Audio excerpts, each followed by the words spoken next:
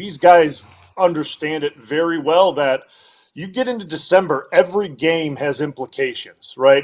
One way or another, every game has implications. And every game that you win or how you perform in every game gives you that much more confidence going forward, right? You have play a good game against Detroit. That gives you some ammo in the playoffs, confidence-wise, when you face these good teams again, right? Because when you get into the playoffs, I understand, like, we look at the NFC and, we could say, John, you said the teams that, technically are the contenders in the NFC, but, right, anything happens in the playoffs. So when you have these good games against good teams throughout the season, that's what you go back on in the playoffs to remember, like, all right, we played this really good game against a good team on a Thursday night. Like, that's what you rely on, those types of games. And that's December football, man. You don't remember what happened in September. That's gone. That's in the past. Like, that stuff doesn't matter anymore. Like, you're relying on what happened within the last month, and that's December, because we all know what happens after December, man. It's playoff time. So this is the month that counts, and division games always somehow, I mean, especially towards the end of my career, the division game just always stacked up so nicely at the end of the season somehow. It was really weird how the NFL started shifting that dynamic, that they would just start stacking division games right at the end there to make it super interesting, and they've done it again. So here we go. So coming into this game, I'm curious to know what, going back to 2010, Bulaga, because in 2010, you guys were a young team, finding your way, and you went down to Atlanta. Now, I don't believe that was a December game. I believe it was a November game. I think it was, still later in the season at that point. And the Falcons ended up they were one of the best teams in the NFC that year. You guys hung with them, ultimately lost. They kicked a field goal toward the end, but you hung with that number one team. And it seemed like that was, we can definitely play with the best teams in the NFL. And then you went down and kicked the crap out of them in the divisional round of the playoffs this year. What was your guys' mentality going into that game? Because I could see some similarities with this team, young, finding their way, going in on the road against one of the best teams in the NFL. And even if they lose today, I think they've got an opportunity of, even if they just lose a tight one, even if the Lions kick a field goal like what happened in Atlanta all those years ago, you walk away going, no, we actually do have this. We are one of the better teams in the league. We can play with anybody. Yeah, I mean, I remember very vividly that game losing on a field goal, because, quite frankly, we thought we had it in the bag. They had a good return. They threw a couple completions, got it within the 50, and I forgot the kicker's name. Was it he was an older guy, had a great leg. Forgot his name, but I think he made Morton Anderson wasn't still there, was he? Morton was gone, wasn't he? It might have been. I mean, it could have been. I don't know, but made a feel. But regardless, we knew Atlanta was a good team. But we walked out of that stadium. Matt Bryant. Matt Bryant, yeah, Matt Bryant. We walked out of that stadium kind of going we understand Atlanta's a really good team, and we were up and down that year. We would win one, lose one, win one, and we understood where we were at as a team, and we were young, like you said. But we walked out of there you know what? If we see them again, we made a lot of mistakes today that if we cleaned up half of those, we could get them. We could get them, and we saw them again. And we got them. And we cleaned up a lot of those mistakes, and we had a lot of confidence going into that game, right? And where that confidence came from was that game, obviously, in November that we played them. But we got a lot of that confidence from that playoff game before against the Eagles. We gained it against beating the Bears, and we gained it against beating the Giants, all to get in to the playoffs. You earn that confidence leading up to get into that, and that's where Green Bay is going to start getting this. And I get they're 9-3 right now, right? They've won a lot of games. That's fantastic, right? That's really good. But this March and December is when you start really stacking those wins and getting that confidence going as you get closer to the playoffs. So for that, John, I don't look at this again. That's why I'm just excited about it, because it's not a must win. Okay, if the Packers go in and win this game, all right, you got a shot at the division. If not, all right, we're still going to be a wild card, and you just have a clear picture of the things you're going to have to clean up in order to compete with a team like Detroit. That's why I'm just excited. It's a great measuring stick game where, yeah, there is a lot on the line, but at the same time, it's just, I don't know, we know these are two good teams that are going to be in the playoffs. Yeah, again, I would like to make sure I'm always on record with this. The idea that the Lions are a measuring stick is still foreign. Sentences I never thought I'd say in my life. Right? I thought the Lions were like the little kids ruler you get, like they're a yardstick now, like they're totally legit. But to that point, you look, if you win this game and you go win in Seattle, which is a hard place to play, and they're really good at home, and they're a pretty competent outfit this time. Like if you could go in and you roll into the playoffs with 4 or 5 wins here, it's totally different than going, boy, we were clean in September, man. We won them all. Like if you could trade which ones you'd rather have, I'd rather take these 4 and against some of these opponents that they go through, because the Bears will still be tough when they come through, given what happened. So yeah, I mean, I guess maybe that's the measuring stick thing is the whole important. Is like, this is, while not a playoff game, this is literally, if you're going to get there, you're probably going to have to play this game again, right? If you're going to end up in the Super Bowl, you probably have to play this game again on this field again. And so what you don't want to do is go out and embarrass yourself, or go out there and go, boy, these guys have an answer for everything we do. How are we going to, you don't want this to suddenly look to be some Herculean, unmanageable task. You want to walk out, as Bryan said, with the idea, okay, we can play with these guys. We can clean them things up. By the way, some of the things the Packers can clean up, like you can line up onside. That's not hard on defense, right? Of some of the things they need to clean up that you watch, like, okay, I think a lot of that stuff is pretty basic. It's not like we need to suddenly, conjure up, a 6'6", 250-pound rush linebacker. It'd be nice to have him, but like what they have, I think is good enough if they play well. And then I'm curious to see what the Lions, like when they stink bad, right? Like they're really good, and they had a couple where they were terrible. They rallied back against the Texans, but they don't seem to have played average, right? We've seen their best, we've seen their worst. Their best is really good. We've seen some of the Packers' best, but I don't think we've seen. Where's old Tiger Woods? I don't think we've seen their A game. Certainly not for 60 minutes. But it is a game. I said this with Homer. This to me, this is a game that is too important, too big, and too cool to be on a Thursday night. God bless the NFL, but this is a Sunday game. This should be a Sunday game. Everything about this says, why are we playing this on Thursday when it's not Thanksgiving? That's how big it is, I think. That I just like, this is 325. This is the 325 or 425 game on Sunday, or it could be, it should be dark on Saturday or Sunday or Monday. Quickly, but before we take our first break here, is there a reason, Bryan, that the Packers would be lining up offside this much? Are they trying to get an advantage? Because seriously, for it to happen this much, it seems like they're pushing some sort of envelope. And I know it's just the TV copy, but there were a couple of other times where it looked like some guys were lining up in the neutral zone, and the refs just went, I don't think we're going to call it this time. We can't call it every play. Yeah, I mean, let's be real. Like, we know the struggles defensively rushing the passer right now, right? Like, we're very well aware of it at this point, and they're trying everything. They're trying to gain every little edge, and you know what? Like, that's what D linemen do when they're trying to. When they're going through something, like when they're trying to break through and trying to get something on, they're going to try every little thing and try to get every little edge that they can, and that's what's going to happen. And you know what? Some coaches, and especially coaching staffs, like they can live with it and they'll eat it, and they can live with the jumping off sides and being aggressive to a degree, right? Like to a certain degree, they will live with it. They will not live with it when it gives them the other team first downs. They will not live with that. That's something that drives coaches nuts.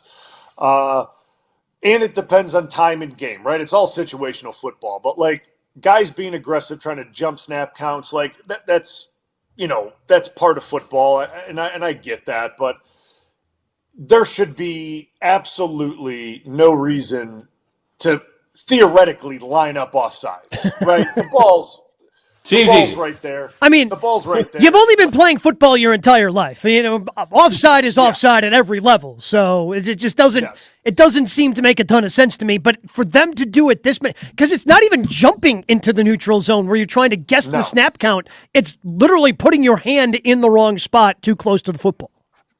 Yes, and it, again. I can't make an excuse for it. I just have to assume they're just trying to like. I appreciate you trying. And like that's all I can say is they're pushing the limit on it. And listen, the refs can't. They're not going to call it every single time. But they're going to call it, right, if it's really egregious. And I can assure you that the opposing team's coach is screaming in that ref's ear every single down. He's lined up in the neutral zone. He's lined up in the neutral zone. And they're yelling at him every single play. And he'll throw it, every now and again just to appease them. And so they leave him alone. But it's just – and it depends on the rusher, right? If it's like Rashawn Gary and it's a bigger name rusher, probably won't throw it. If it's not a well-known rusher, chances are the flag's going to go up. It just all depends on – if it was Julius Peppers, I just knew that flag probably was not going to get thrown. I just have to know Julius is probably going to be a little bit early, and I just have to try to go block the guy. That's the way it's going to go. Sucks for me, but hey, got to live with it. So it's just the way it goes. But no, they should be onside. Come on. Listen, once can be an accident, but 4 times in the last 4 years, that's a full issue. After it gets called once, you should be that's right, I should be watching that. Oh, by the way, when you've done it that many times in 2 games, now they are watching for you, right? Now they are. Yep. Now they're going to police that thing like crazy because, as Bryan said, because now the coach is going to. I don't care if you're lined up 3 yards deep, the coach is going to be yelling at you that you're looking offside. Oh yeah, he's just going to make sure you're going to be at an angle. Look at him. So it doesn't matter. But yeah, you've kind of made yourself into a difficult spot now where you think maybe we can get away with one. And it's, by the way, it's not just giving the other team first downs. They had a sack, maybe 2 erased, horrible. And if you talk situational football, 1st and 5 is a really good down to be in. Oh yeah. And so they've had a couple of those where you're okay, we went from 2nd and 17 to 1st and 5. And I haven't called a lot of plays in the NFL, but I feel like 1st and 5 gives me a lot of options. Yeah, playbook opens up quite a bit on 1st and 5. So many things to dive into as the Packers get ready for the Lions in about 10 minutes. Rob Demovsky going to join us as we continue here on Green Bay Game Day. More Green Bay Game Day coming up on ESPN Wisconsin and 620 WTMJ. Gift giving is easy with an Island Resort and Casino gift card. Every person on your list can spend their time just the way they like it. Dining, going to a concert, relaxing at the Drift Spa, playing golf. No matter the reason, gift cards to the Midwest's premier resort destination are a sure bet. To order gift cards, stop by the Island Club today or call 877-ISL-SHOW. Then spread some joy because everyone knows your total experience is at the Island. Tito's Handmade Vodka is America's favorite vodka for a reason. From the first legal distillery in Texas, Tito's is 6 times distilled till it's just right. And naturally gluten-free, making it a high-quality spirit that mixes with just about anything. From the smoothest martinis to the best Bloody Marys. Beyond the bottle, Tito's has gained a reputation for giving back, teaming up with nonprofits around the world to serve its communities and do good for dogs. Make your next cocktail with Tito's and learn more at titosvodka.com. 40% alcohol by volume, namely 80 proof, crafted to be savored responsibly. At Cousin Subs, the bigger your smile, the better we feel. That's why our menu features something for everyone, like our Wisconsin cheese curds, golden fries, creamy shakes, and mac and cheese, all paired with your favorite sub, or our subs in a bowl. And don't forget our kids' meals, now with a free cookie. Here's to a better day. Cousin Subs. We believe in better. Getting quality employees to fill positions in your company is essential, but finding those people can be a major hassle, unless you use ZipRecruiter. ZipRecruiter makes finding quality people a breeze. And right now you can try it for free at ZipRecruiter.com/free. With ZipRecruiter, one click sends your job to hundreds of top job sites. But more than that, ZipRecruiter's advanced technology identifies the candidates with the skills you need, sends you a list of great matches to review, then actively invites them to apply for your job. And the results speak for themselves. 4 out of 5 employers who post on ZipRecruiter get a quality candidate within the first day. That's right, the first day. Now you can focus on your business and let ZipRecruiter do the work finding the best people for you. See for yourself. Experience the ease, efficiency, and power of ZipRecruiter for free Just go to ziprecruiter.com/free. That's ziprecruiter.com/free. ziprecruiter.com/free. Hey, it's John Hayes, owner of Goodman's Jewelers. Come in and discover the high standards, classic traditions, honesty, integrity, and elegance when you walk through our doors. For over 90 years, customers have returned again and again to our warm boutique setting. Trust me, because I've been there for over 40 of them. Whether it's time to come back or your first time in, stop by Goodman's Jewelers at 220 State Street today. Goodman's Jewelers, the diamond store of Madison since 1933. The best is at Goodman's. Ho, ho, ho, my back. Santa? Ho, ho, ho, Gina Della from Pella. You've been a good girl this year. Is that why you're in here building new windows? Yes. Next year, how about just asking for a Pella gift card? My elves are used to designing windows from other places where they're all pretty much the same. But Pella? Ho, ho, ho, so many customizations and designs. My elves aren't qualified, so Santa has to put in some overtime. Ho, Let me make a call. BRB.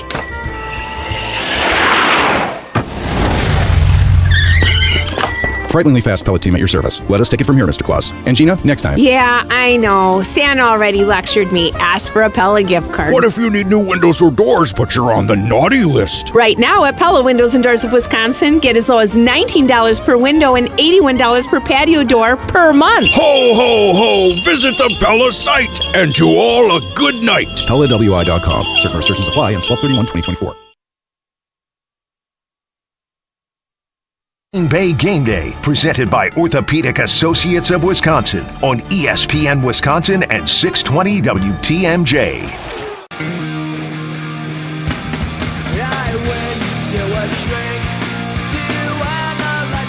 Along with John Anderson, Bryan Bulaga, I'm Gabe Neitzel on Green Bay Game Day, presented by Orthopedic Associates of Wisconsin. Would you guys describe this Packers team, especially offensively? Is this a physical football team? You know, this has been what's being, I've been asked this a few times over the last couple weeks, and it's always an interesting question because, like, I was always asked that when we were playing, right? Like, do you guys think you're physical? Are you a physical team? And because we had Aaron Rodgers and we were a passing football team, there was no surprise about that, right? Like, and outside of Eddie Lacy, like, no offense to James Starks, who had some good runs, like, James Starks wasn't a physical runner, despite having some really good games in a solid. He wasn't a physical runner. He could run around you. He wasn't a punishing back, right? Like, we didn't have punishing backs. And then Aaron Jones came in, and Aaron Jones wasn't a punishing back. So, like, what we were is we were a pass-first team that, complemented with, a zone run scheme, and that's what we were. But, like, to answer the question if we were physical, I mean, it's like, well, what do you mean by that? Are we soft when we pass block, or are we soft when we run? Like, that it's a difficult question to answer because there's nothing soft about playing football. Correct. Right? Like, it's a very... It's a very difficult question to answer because you're for the record, for the Ryan Blue. I am not calling you soft. I am not trying to call you soft. I just want to get out in front of this and get on the record. Yeah. So, like, I think this Green Bay team, this iteration of it this year, play a very physical style of football, and I think that has been because of the back that is there right now. Because of the way Josh Jacobs' style, running style is, they are playing a more physical downhill style offense. And I think any offensive lineman you have can play that style. If that's what you ask of that offensive line, they can do it. Like, if you asked our offensive line when we were there, sitting TJ Bach, hey, we want you guys to just duo block and just road grade and we're just going to do this, 20, 30 times a game, we would love it. Sure, sounds good to me. Like, let's do that. That'll be really fun. Like, that sounds great. But these guys up front have embraced that, and when you have a back like Jacobs, that by all means, like, is a very shifty back. Like, he's very good at. He showed that in the catch and run he had last week against the Dolphins. Put that foot in the ground, made that defender look very foolish. Yeah, well, he's able to do that really well. He is a punishing back. He is a punishing back, and he brings a very physical nature to the game. So, yes, I believe this is a physical team. And what we've seen from the defensive side of the ball the last 2 weeks against San Francisco and Miami, because Miami needed to be able to run the football last week to win, and they were not able to run the football to win. So, to me, both sides are playing a physical style, which is helping this football team get where it needs to be when it matters.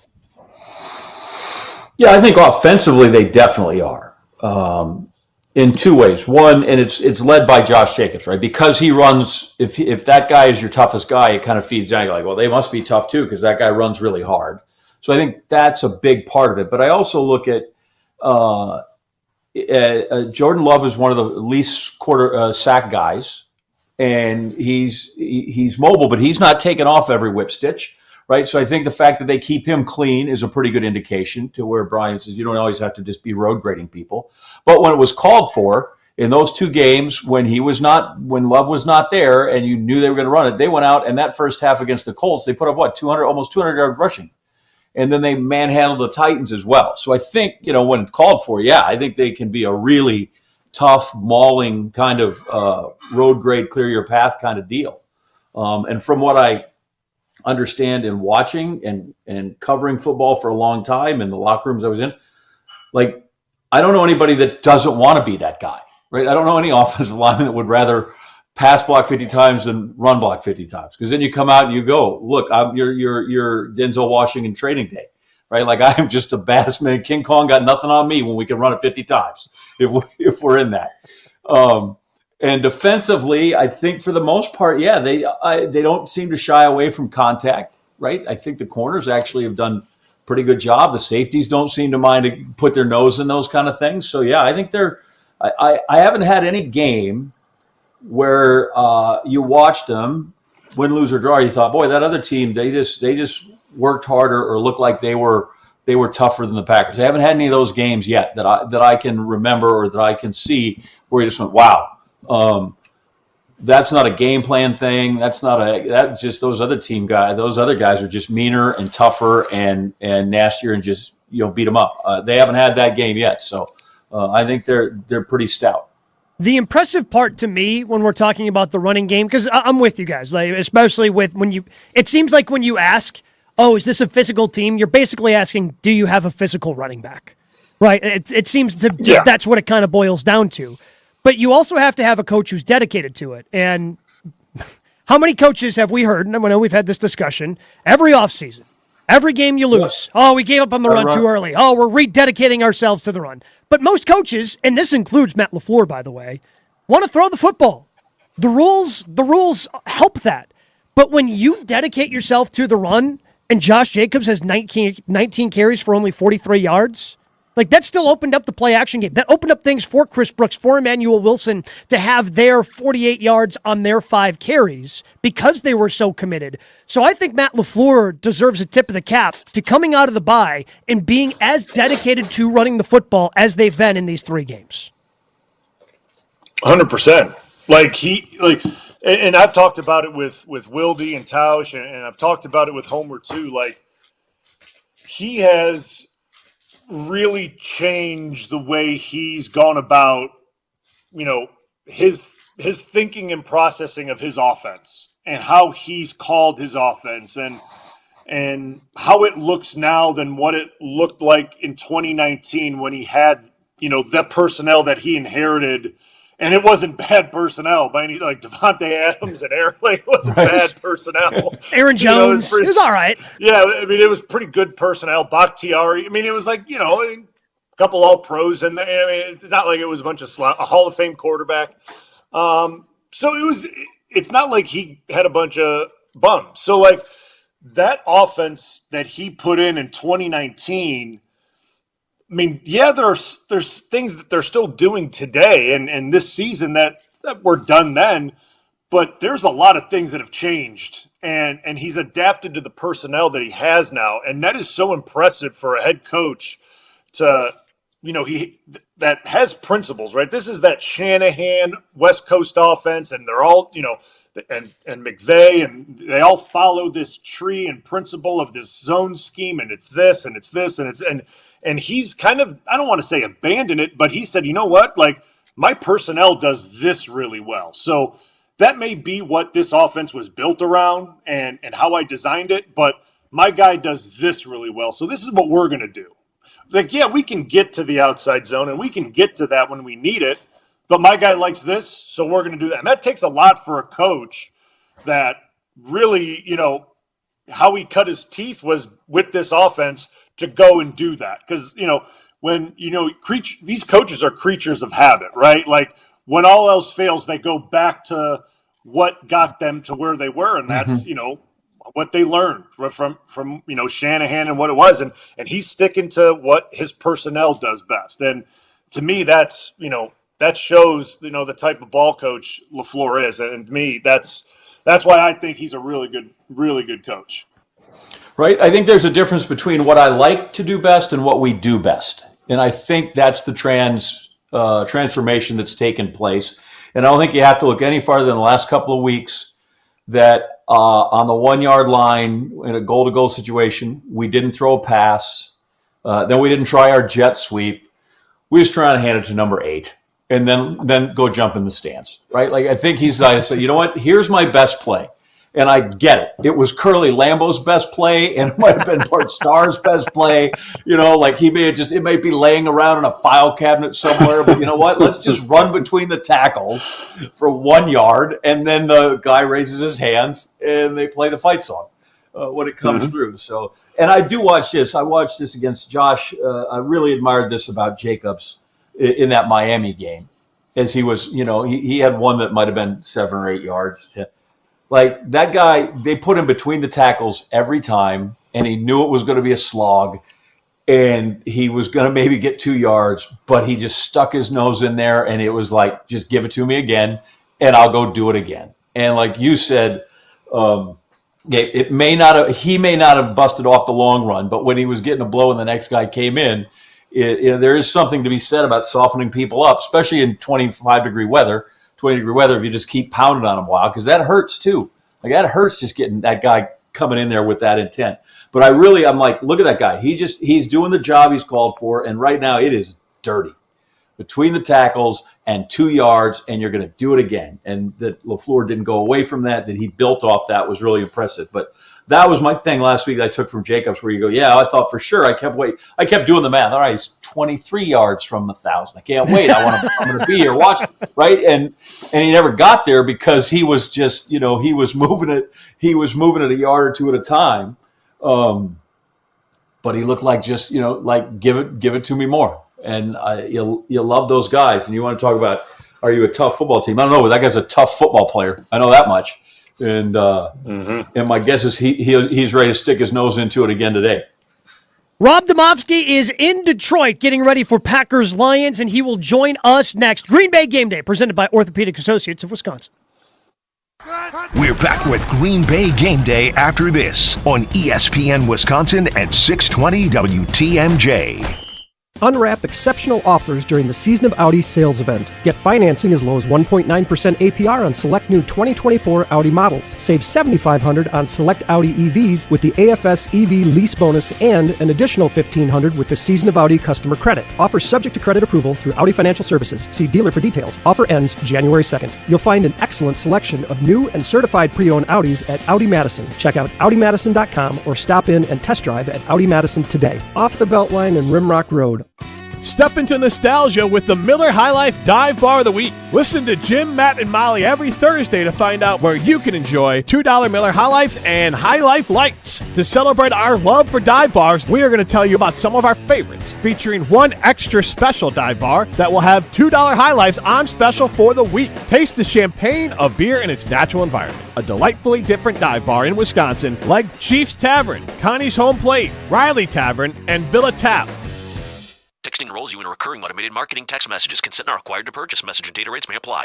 We're getting crushed out here. What's going on with you, Nick? You used to be the unstoppable king of flag football. I'm feeling my age. At 40, I feel like I can't keep up anymore. Is it lower testosterone? Lower T? Yeah, when you turn 40, you have less testosterone. It's harder to stay lean and get the same results you used to get. That's why I take Nugenix Total T. I know Nugenix. It really gives you an edge. No question. At work, the gym, the bedroom, Nugenix turned back the clocks. Now I've got the same energy that I did in my 20s. I want to try Nugenix. All right, time out. Guys, go text Nugenix and get yourselves a complimentary bottle to try. Text AREA to 42424 right now for your complimentary bottle of Nugenix Total T. It's the #1 selling testosterone boosting brand at GNC and Walmart. Do it now, and they'll also send you a bottle of Nugenix Thermo X, their newest, most powerful fat burner ever, absolutely free. Text AREA to 42424. That's AREA to 42424. These statements have not been evaluated by the FDA. This product is not intended to diagnose, treat, cure, or prevent any disease.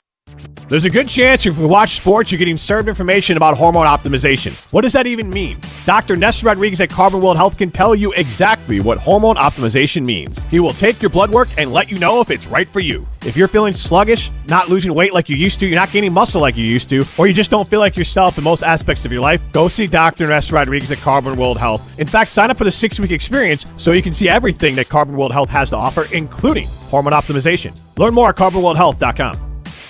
It started with a prediction. Go out there and play basketball and win. And how many games? 6. It became the culture. Chance of Bucks in 6. Being a Bucks fan means you live and breathe Bucks in 6. Brandon Jennings created the prophecy. Tune into Behind the Bucks, the story of Brandon Jennings on the Bucks Plus audio network. Behind the Bucks is presented by Gallagher, your trusted insurance broker and HR and benefits consultant. Available now on bucks.com/plus, the Bucks app, and streaming wherever you get your podcasts. That's for the culture. Gruber Law Offices presents Thanalysis. Bryan Greenhorse. A podcast from Thanasis Antetokounmpo. The 2021 championship is one of the purest championships. Also supported by Carbless, premium ready-to-drink cocktails. Even if Giannis wins 2 more, it will never be like that. And Potawatomi Casino Hotel in Milwaukee. The mountaintop was achieved. Subscribe on YouTube and wherever you get your podcasts. In the next 30 seconds, I'm going to tell you how to save money and save the planet. It's simple. Ditch your energy bill and make the switch over to Everlight Solar. While electricity prices keep rising, Everlight Solar will give you the chance to take ownership of your power while also reducing your carbon footprint. As a local company based out of Madison, they'll be there with you every step of the way as you make the switch to solar. To learn more about how you can save money and save the planet, go to everlightsolar.com.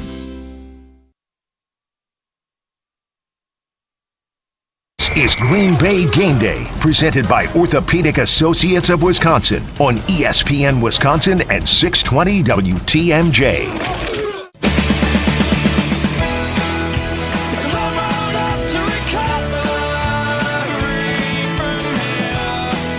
Always love catching up with Rob Demovsky here on Green Bay Game Day. He is in Detroit. Of course, Rob, ESPN's Packers reporter, ESPN.com, ESPN NFL Nation. Gabe Neitzel, along with Bryan Bulaga, John Anderson. Rob, what's going on in Detroit?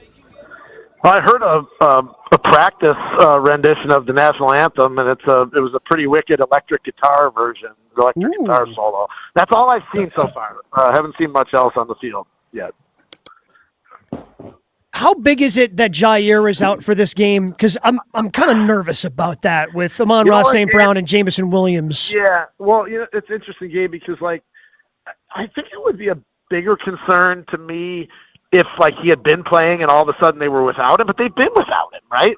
He hasn't played the last 3 games or more, maybe. I can't remember exactly how much. Technically, he played 10 snaps against the Bears. Technically. Yeah, okay. So that was the game right after the bye, right? So, So basically missed the second half of that game and then the next 2. So, it is an issue, but they're used to it. I almost feel like at this point, it's almost like a bonus if you haven't, if that makes sense, Yeah. Now, the one thing is I did ask Jeff Hafley about this whenever we talked to him. I don't know what day, what the weird week, but I think we talked to him on maybe Monday or Tuesday. And I asked him, I said, what's the biggest difference with them with Jameson Williams? Because they didn't face him. Remember last game they played, Jameson Williams wasn't in the game. And it's speed, and it's not just speed vertically down the field. They try to get him the ball in space as well. So, I mean, that's the biggest difference, I would say, in the matchup with their receivers in the Packers secondary. What day of the week did Hafley give the linemen the speech, neutral zones, and how to stay out of them? I will say this, John. I mean, I don't know how hard it is to line up. I've never done it. I've never played in the trenches. But the coaches are at their wits' end about it. I mean, there was no sugarcoating it. I mean, LaFleur's quote about, it's going to kill us. And, Hafley went on a long rant about it's infuriating. And, I mean, if there's a lineup offsides or a neutral zone or even a jumping, penalty where they, fall for the hard count, I mean, LaFleur may lose his freaking headset today because that just can't happen. Rob, with obviously the Lions, they ruled a few D linemen out, right? Obviously, Decker, the left tackle, he's been out for a few games, I think. But 3 D linemen, I think, is who's been ruled out.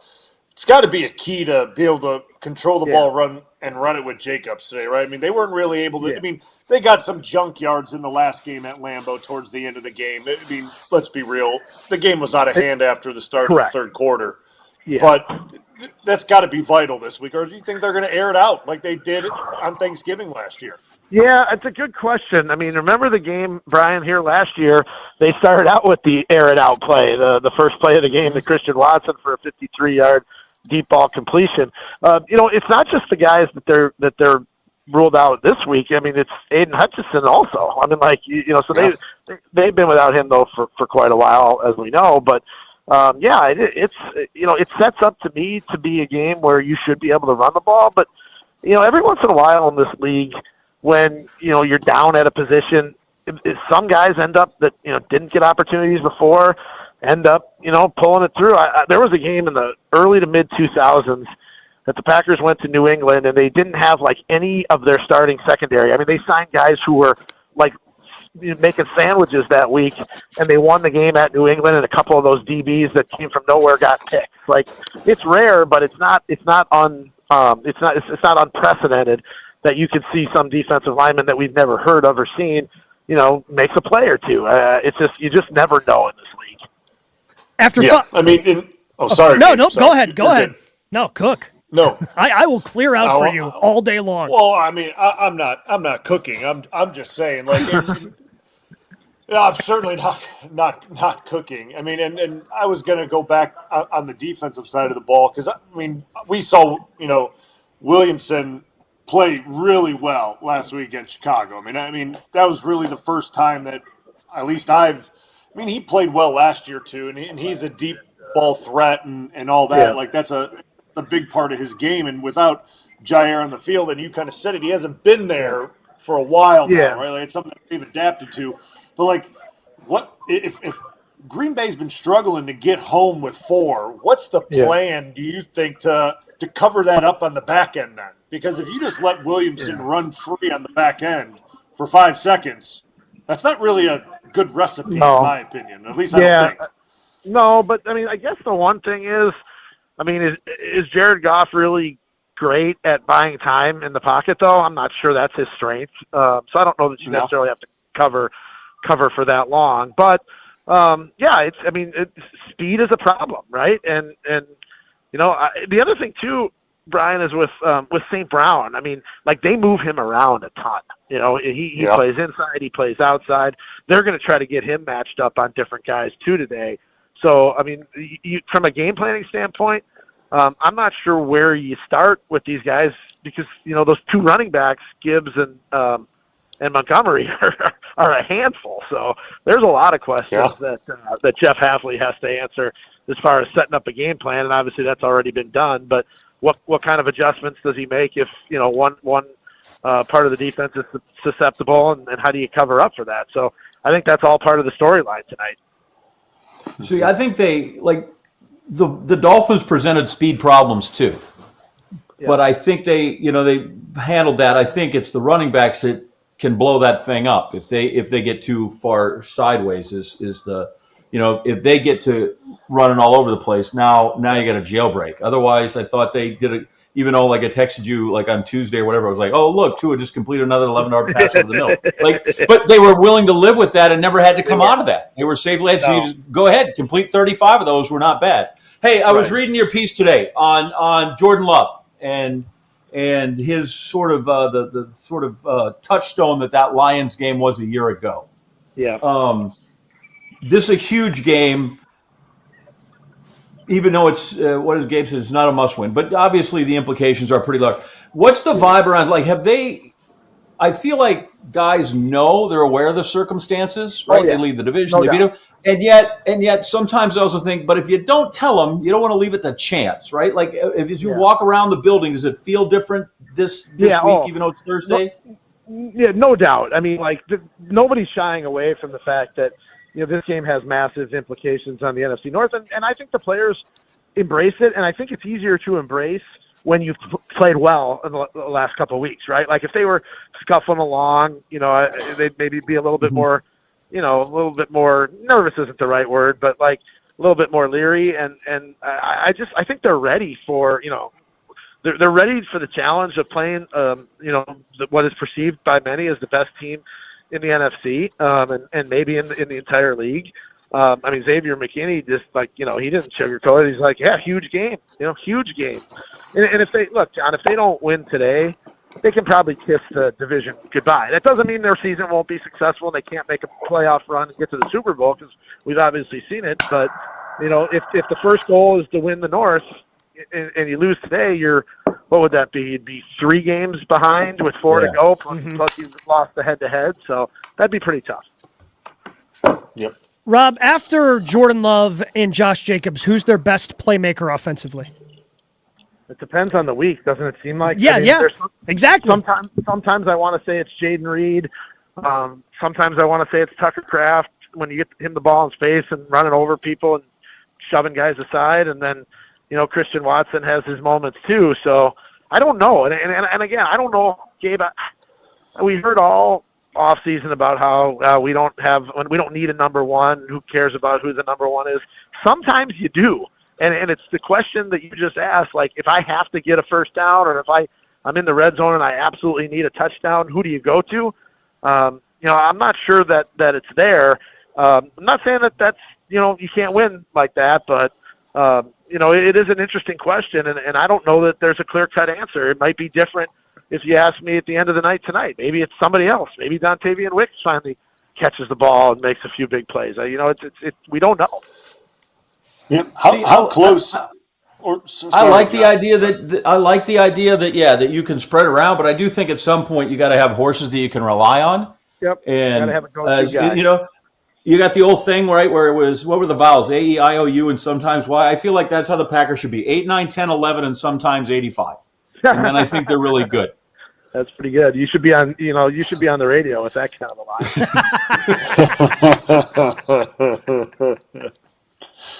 line. Good. That's good. All week LaFleur. I remember him saying that he thought Dobbs had a really good chance. So did something change, or what happened? Yeah, Brian. The vibe I was getting was that he was progressing through the protocol. He had practiced, every day that they practiced, all the 3 days, Sunday, Monday, Tuesday. But one thing about that concussion protocol is you still have to pass a final hurdle, and just practicing isn't the final hurdle. So clearly, because we were told on Tuesday when they finished for the week that he was still in the protocol, even though he had practiced. So doesn't necessarily mean there was a setback or anything. It just means that he didn't quite get there. So, but I was a little surprised. I kind of thought, the way the week was going, that they would definitely have number 87 today, but it clearly is not going to be. Man, listen, I understand it, but would have been nice. Another weapon. He's the go-to guy. Talking about go-to guys on third down, he seems to be the one that they want to go to. Well, I still think, Gabe, that like if it's 3rd and 5 and you need 6, like that's where they've been going. I mean, the game he got concussed in, he had 3 catches for 54 yards, I think it was, and all 3 of them were first down conversions on 3rd down, right? Like, so to me, like he may not be a go-to receiver in terms of he's the guy that, every week you can count on is going to have, 6 catches for 110 yards and a touchdown, but he is the guy that in situational football that he's the guy that you probably trust the most to make 1 catch or 1 play. So, that's an issue. But, so be it. They got to win without him. Rob, we certainly appreciate the time, buddy. Enjoy your time in Detroit. Well, hopefully it's a good one tonight. Yeah, we're all hoping for that. Rob Demovsky, ESPN NFL Nation Packers reporter, joins us each and every week here on Green Bay Game Day. Couple quick questions for the guys when we return. Then it's time for that Jason Wilde hour. But nothing says happy holidays like a Usinger's gift box filled with delicious Usinger sausage and cheese. It's always a crowd pleaser. Order yours today at usinger.com. Stay right here. Green Bay Game Day will be right back on ESPN Wisconsin and 620 WTMJ. At Cousin Subs, the bigger your smile, the better we feel. That's why our menu features something for everyone, like our Wisconsin cheese curds, golden fries, creamy shakes, and mac and cheese, all paired with your favorite sub, or our subs in a bowl. And don't forget our kids' meals, now with a free cookie. Here's to a better day. Cousin Subs. We believe in better. It's the holiday season, my favorite time of year. Festive decorations, family gatherings, using our gift boxes. Honestly, I'm happier to see a Using Our gift box at my door than Santa. The Using Our gift box doesn't require cooking, just eating. And who's not up for that during the holidays? Make someone's day by sending them the tastiest gift in town, a box filled with Usinger's delicious sausage, cheese, and assorted goodies. Order yours today. It's easy. Just go to usinger.com and click on gifts. Another MVP has joined the roster at Orthopedic Associates of Wisconsin, Dr. Michael Nolte. Expertscape recently named him part of the top 1% of spine expertise in the world. Dr. Nolte has published over 50 peer-reviewed articles in leading scientific journals and authored more than 100 national presentations. They added this MVP specialist for orthopedic, neurosurgical, and spine care because at Orthopedic Associates of Wisconsin, there is a difference.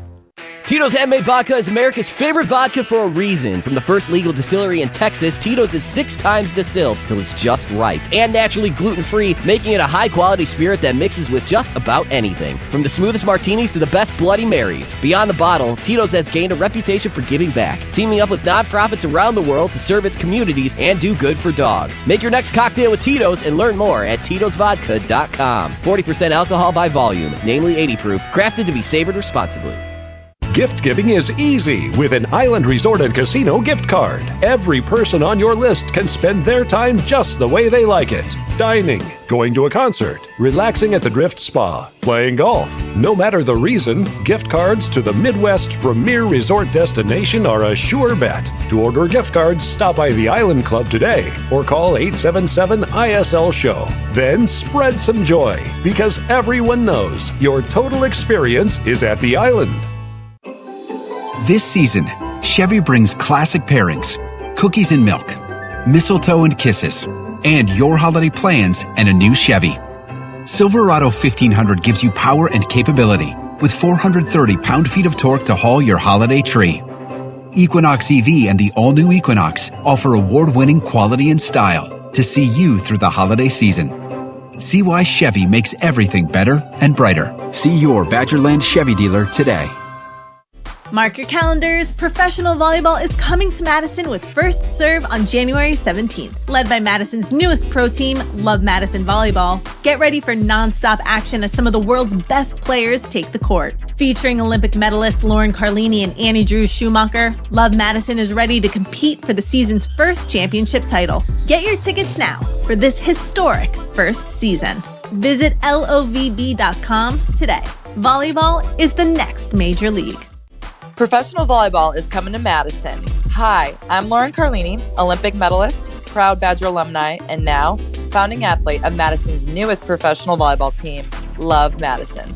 I'm excited to invite you to our inaugural season, where we will be playing at the Wisconsin Fieldhouse and Alliant Energy Center starting January 25th. Visit lovb.com to get your tickets for Love Madison's historic first season in 2025. Volleyball is the next major league.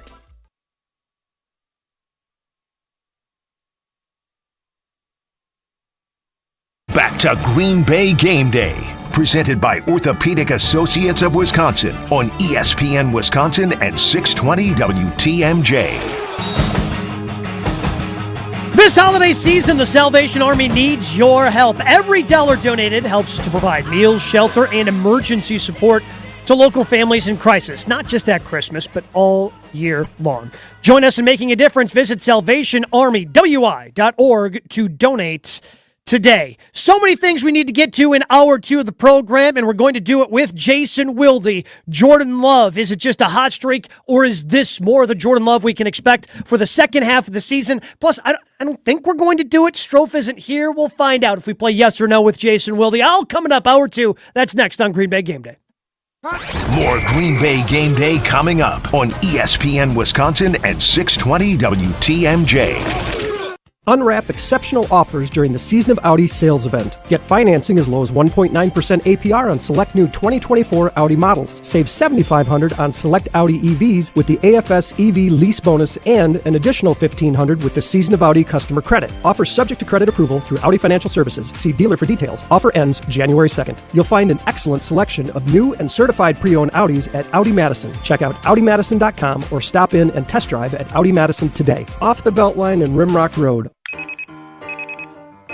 Some days you hit snooze, but not today. Today you have to go on a run to get burgers for the tailgate. You've got to haul something heavy, a cooler stocked with Bud Light. When you've got beer and football, nothing is hard. Until the other team scores. Bud Light. Easy to drink, easy to enjoy. Enjoy responsibly. 21 plus, copyright 2024 Anheuser-Busch, Bud Light Beer, St. Louis, Missouri. The GRB Rays have established themselves as one of the top baseball programs in the Midwest and the country. GRB Academy offers training programs for players of all ages and skill levels. Learn from some of the best baseball coaches in the area and find the program that fits your training goals and your schedule. Spots are filling up fast, so visit grbacademy.com to sign up now. That's grbacademy.com. GRB Academy, baseball for the serious player.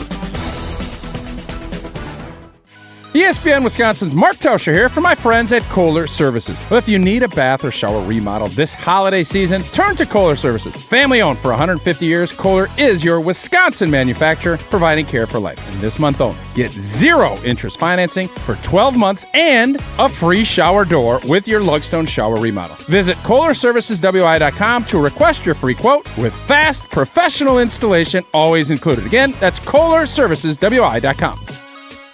Hi, I'm Madison Money Guy, Christian Finfrock with Retirement Income Strategies. And what sets us apart is we're an independent, family-run office. We help clients like you understand the financial world and build a portfolio that's in your best interest. To learn more, go to MadisonMoneyGuy.com.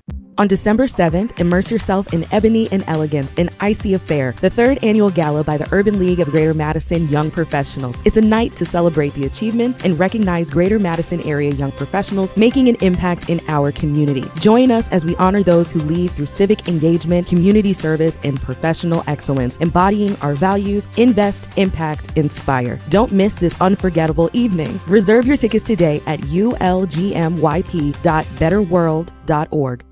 From your best friend who lives on caffeine to your teenager who always forgets to fill up their tank, Quick Trip gift cards are the ultimate holiday hack for everyone on your list. Pick one up in-store or online, and they'll have everything they need: coffee, snacks, groceries, fuel, and more, all with one thoughtful gift.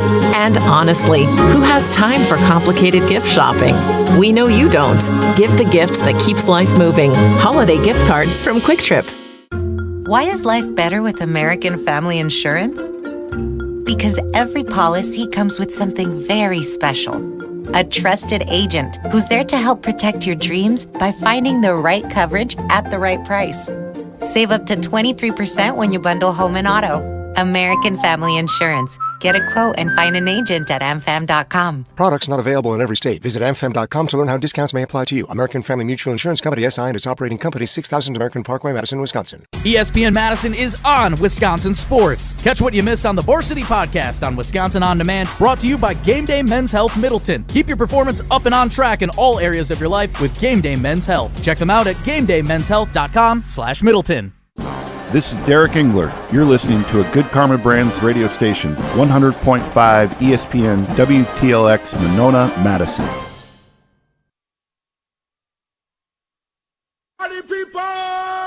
It's time to get this tailgate started and get you ready for the green and gold game. This is Green Bay Game Day, presented by Orthopedic Associates of Wisconsin. There is a difference. Now broadcasting live from the Gruber Law Office's One Call That's All studio at the Avenue in downtown Milwaukee. Alongside ESPN legend John Anderson and green and gold legend Bryan Bulaga. Here's Gabe Neitzel.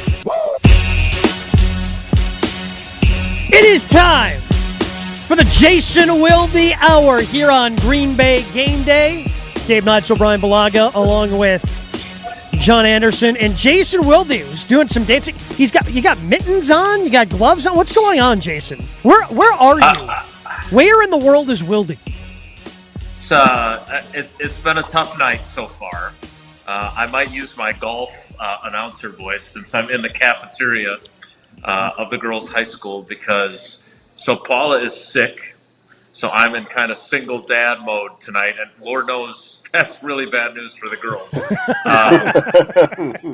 So she's under the weather, trying to get better.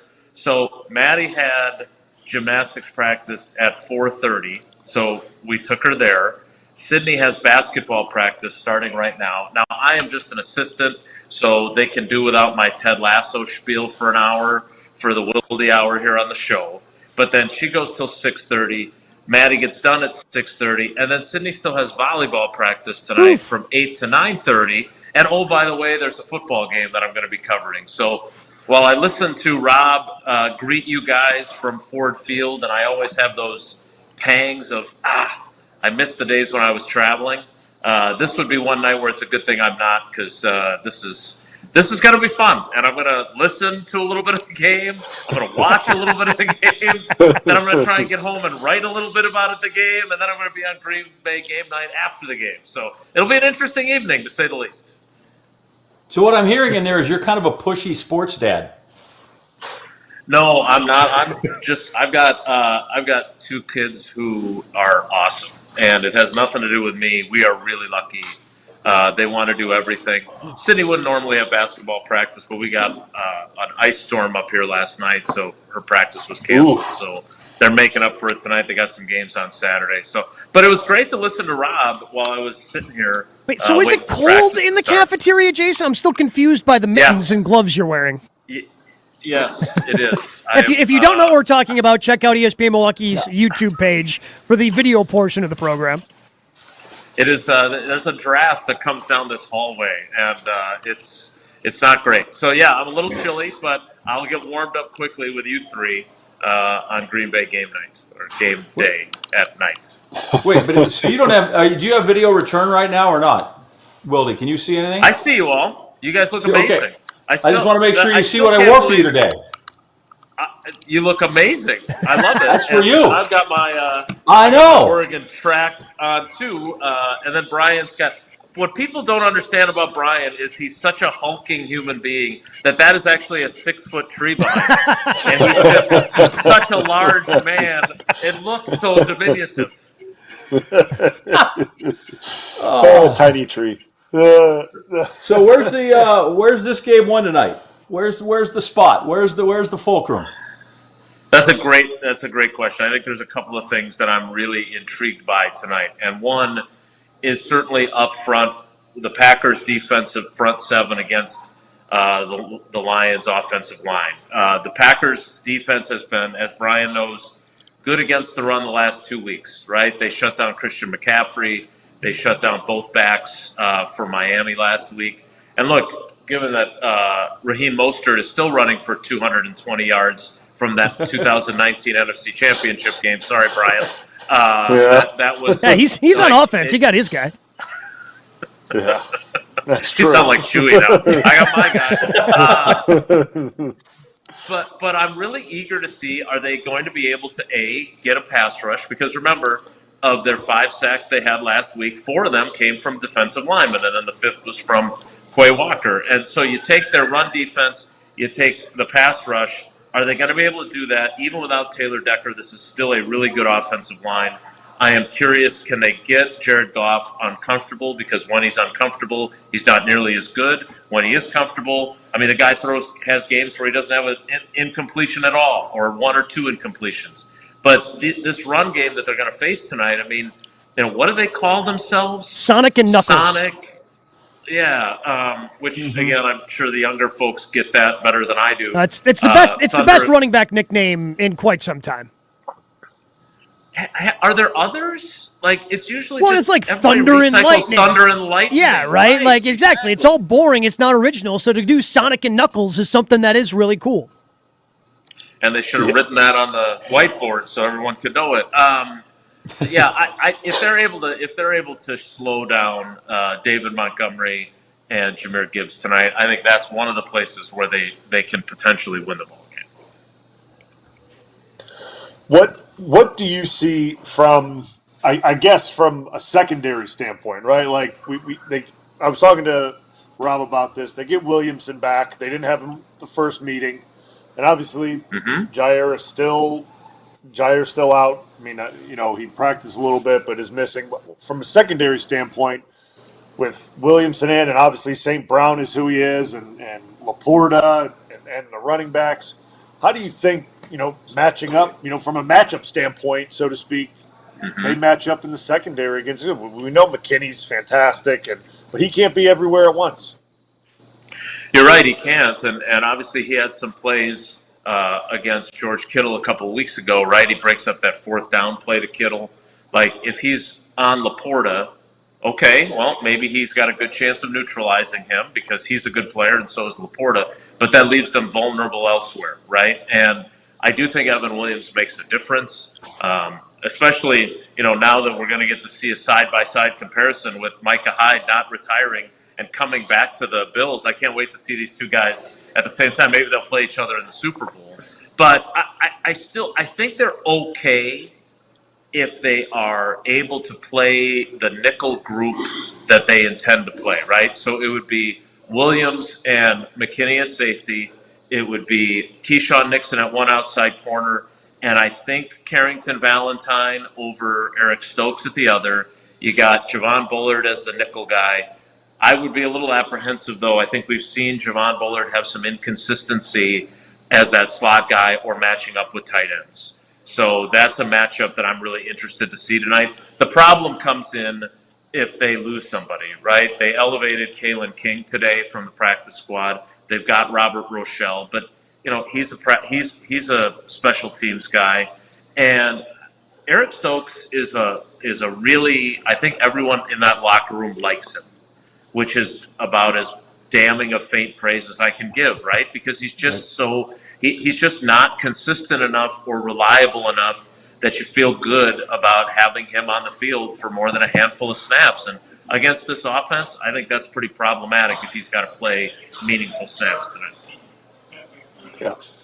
Yep. And I know Bulaga pointed this out earlier with the injuries they have on the defensive line. And earlier today, Adam Schefter, tweeted out the 13 guys that they have defensively alone on injured reserve.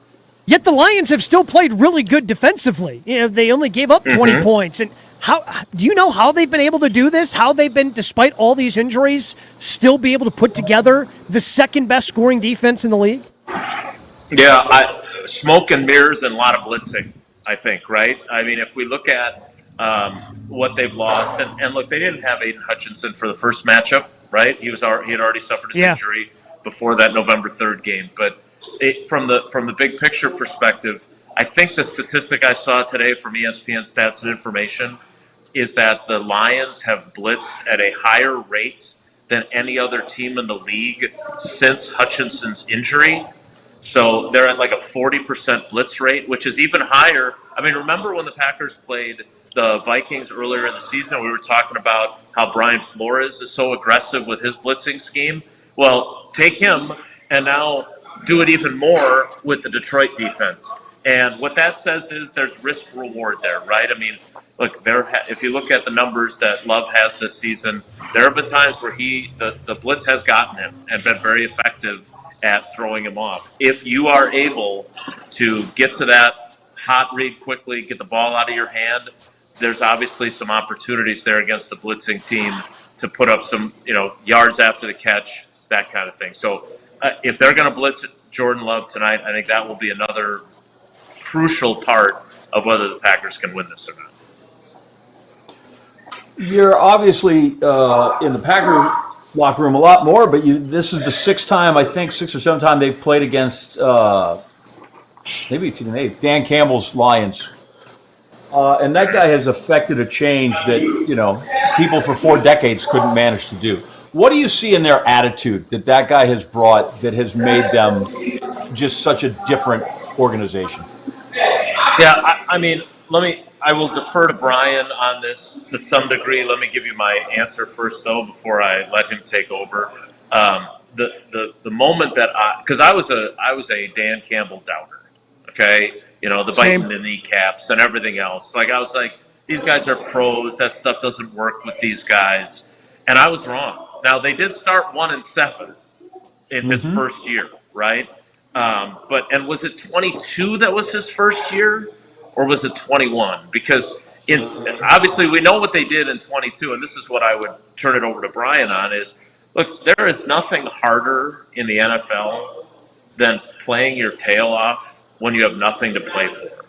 And I became a Dan Campbell convert when they came into Lambeau Field on a cold January night with the Packers having a win-and-they're-in opportunity in what turns out to be Aaron Rodgers' final game as a Packer, and they already have been eliminated from playoff contention before kickoff, and they still come in and beat the Packers. And yes, did the Packers have a role in that? Absolutely. But Bryan, I don't know how many times you had to play out the string during your playing career, but that is the ultimate playing out the string. You've just gotten the devastating news that you have been eliminated from playoff contention earlier in the day, like shortly before kickoff, and to go out there and still play your ass off, that told me that what Dan Campbell is selling, that they are definitely buying it. Yeah, I mean, he's changed that place dramatically, and I'm with you. When that introductory press conference about the kneecaps, and I was a little like, okay. The sound effects that he's drinking coffee, he's got the espressos, pop, pop, those go down. Yeah, he's talking about one down, the other down, and I'm like, oh boy. I was thinking to myself like, hey, not sure that'd be the training camp I'd want to be at. That sounds like it will not be fun. That was my initial thought. I was like, that doesn't sound like a training camp that I'd want to be a part of. Oh boy. But you saw that team progress, right? Yeah, they started out. I mean, listen, the roster was what it was, right? He could only do so much in that first year, but the roster was what it was. And they started out what they were. But you give him time, and they started to take on the character of him, right? And what he was as a player, he was tough, he was gritty, he played really hard, and that's who he was as a player. The team took on his personality. And that's what you saw towards the end of the season. And Jason said it. There's nothing more speaks more about a head coach is nothing to play for, playing against the team that has everything to play for, and you beat them at their home field. And that's all playing for each other and playing for a coach. And that was probably the turning point for the organization that we're real now. And it was a nothing game for them. It was an absolute nothing game for them, but it was everything for them. And for me personally, I'm happy that they're good. I'm really happy that they're a good football team, that they've turned the corner, and they're a successful franchise, or at least at this moment in time, they are successful because they've been bad for so long, and I've played them, and they've been so bad, and it's good to see that Dan Campbell has them in this type of moment, playing on these stages where it means something. So, I'm really happy for the organization. I'll be curious to see how that holds up, right? Because sustainability winning is a lot harder than sustainability losing, right? There are more franchises that have lost for 30 years straight than have won for 30 years straight. And I don't pretend that I know Mark Murphy as well as other people on this program. But I was at the London game, and I had a few minutes with him, and we were visiting. And I asked him about Matt LaFleur and, how he came about that decision and, like how many guys did you start with? And he said, I kind of had an early pool of 10 and Jason, obviously you probably covered that coaching search really in depth here. But he did say to me, he goes, who really impressed me of the guys that we talked earlier? He goes, I really love the guy that's coaching the Lions. He goes, I really like Dan Campbell. Ultimately, he wasn't where he went with. But I thought that was telling because even then they were not great. But that Murphy was like, no, he was an impressive dude. Because I'm like a little like you guys. You saw what he played like, and you're like, I don't know if that guy's coaching material, but he is. He's done a job, and those guys. And I don't think there's any question that tonight he lets them know what happened on their home field at Thanksgiving. And if you're really 11-1's nice and 10 in a row, but this is a game that is. I've said this has to be the most important game on their season to date, and maybe of all their regular season games. Is kind of writing what happened a year ago and letting people know that they're the new standard in the division. It's not the Packers. Yeah, first of all, congratulations on that conversation with Mark Murphy, because when he sees me, he walks the other direction. So at least you're able Well, he's in London. He had nowhere to go. Yeah. My favorite one was when we were walking on a parallel path at Ray Nitschke Field after practice, and he actually went into the Hudson Center so he could then go out through the Hudson Center so he wouldn't have to get to the gate at the same time as me, all because I asked him what made him qualified to hire the next coach instead of letting the general manager hire the next coach. But in fairness to him, he picked a really good head coach. Matt LaFleur has done a fantastic job, and he's kind of like Mike McCarthy in that the offense he was running the year before he got the Packers job was not super terrific. So that shows that doesn't matter. I would just add this about Dan Campbell and about this game, because I think while you're getting choked up there, John, you made a really good point, and that is that they lost last year on Thanksgiving, and I think they broke a 7-year losing streak on Thanksgiving by beating the Bears last Thursday. I think that the idea of making it clearer than ever that this is our division, and I understand that the Vikings are only one game back, but I think this is a huge, huge game for them, because not only does it send that message that you mentioned, but I still think of any team, I'm sure Philly would love the first round bye. I'm sure the Packers would love to win this division and somehow have the first round bye. But given their injuries and given the number of players they're hoping to get back at the back end of the season or for the playoffs, that extra week would be enormous for them more than any other team. Every team wants the bye, but they need it even more. And if they can win this game tonight, that brings them that much closer.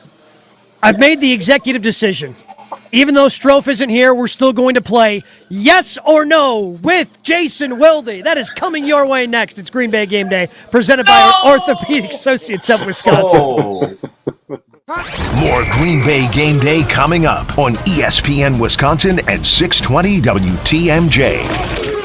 Gift giving is easy with an Island Resort and Casino gift card. Every person on your list can spend their time just the way they like it. Dining, going to a concert, relaxing at the Drift Spa, playing golf. No matter the reason, gift cards to the Midwest's premier resort destination are a sure bet. To order gift cards, stop by the Island Club today or call 877-ISL-SHOW. Then spread some joy, because everyone knows your total experience is at the Island. If you want to win at tailgating, you need to Boatify your beverage choice. Boaterbox wine is the ultimate addition to your tailgate party. This premium wine comes in an eco-friendly box, fitting perfectly in your cooler or trunk. And there's no heavy glass or corkscrew to deal with. One 3-liter Boaterbox is the equivalent of 4 bottles of wine, so it's great for sharing. Bring the wine that wins with wine critics, where there's quality in every sip. Boaterbox. Be open to anything. Please drink responsibly. Must be 21 or older. Boaterbox Vineyards, Manteca, California. Another MVP has joined the roster at Orthopedic Associates of Wisconsin. Dr. Ryan Stefanchuk. Board certified in sports medicine, physical medicine, and rehabilitation, Dr. Stefanchuk specializes in non-operative treatment of the spine, chronic pain, all joints, all musculoskeletal problems, and more, emphasizing holistic care first, with a focus on diet, sleep, stress management, and social connections for a patient's well-being. At Orthopedic Associates of Wisconsin, there is a difference. Ben Brust here to tell you about why your next work van should be from Mercedes-Benz Sprinter at Zimbrick European. First off, we have versatility. The Sprinter vans offer 16 body types and thousands of ways to customize that space. Number 2, we have reliability. Sprinter's most powerful diesel engines last longer and require less maintenance, spend more time on the road and less time in those bays. Number 3, we have safety. Sprinter's safety technologies include curtain airbags all around, load adaptive electronic stability program, and crosswind and attention assist. Number 4, Van Care Mobile. Our maintenance team can come to you with routine service. Who wants to go in? Let them come to you. They work with multiple trucks on one visit. Use the Mercedes Me Connect. And last but not least, get your Zimbrick Sprinter at Zimbrick European at Rimrock Road and the Beltline, or go online at ZimbrickEuropean.com because they never charge over the MSRP.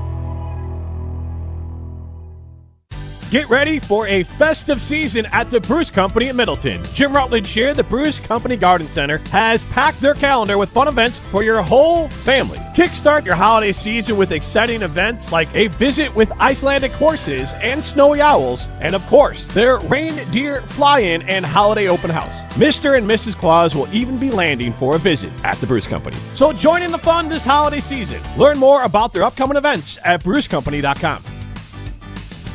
Starion Bank redefines local banking in Madison. As a community bank with a commitment to Dane County, experience a banking relationship where your goals are our priority.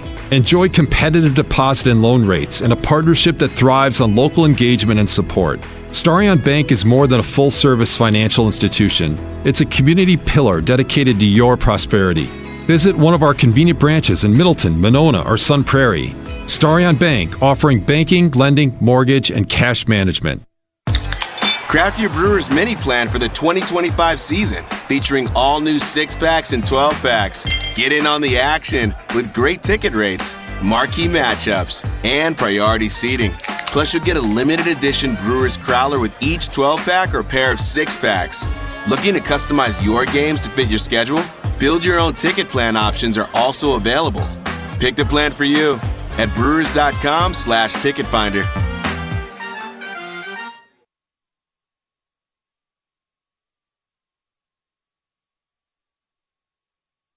To Green Bay Game Day, presented by Orthopedic Associates of Wisconsin on ESPN Wisconsin and 620 WTMJ.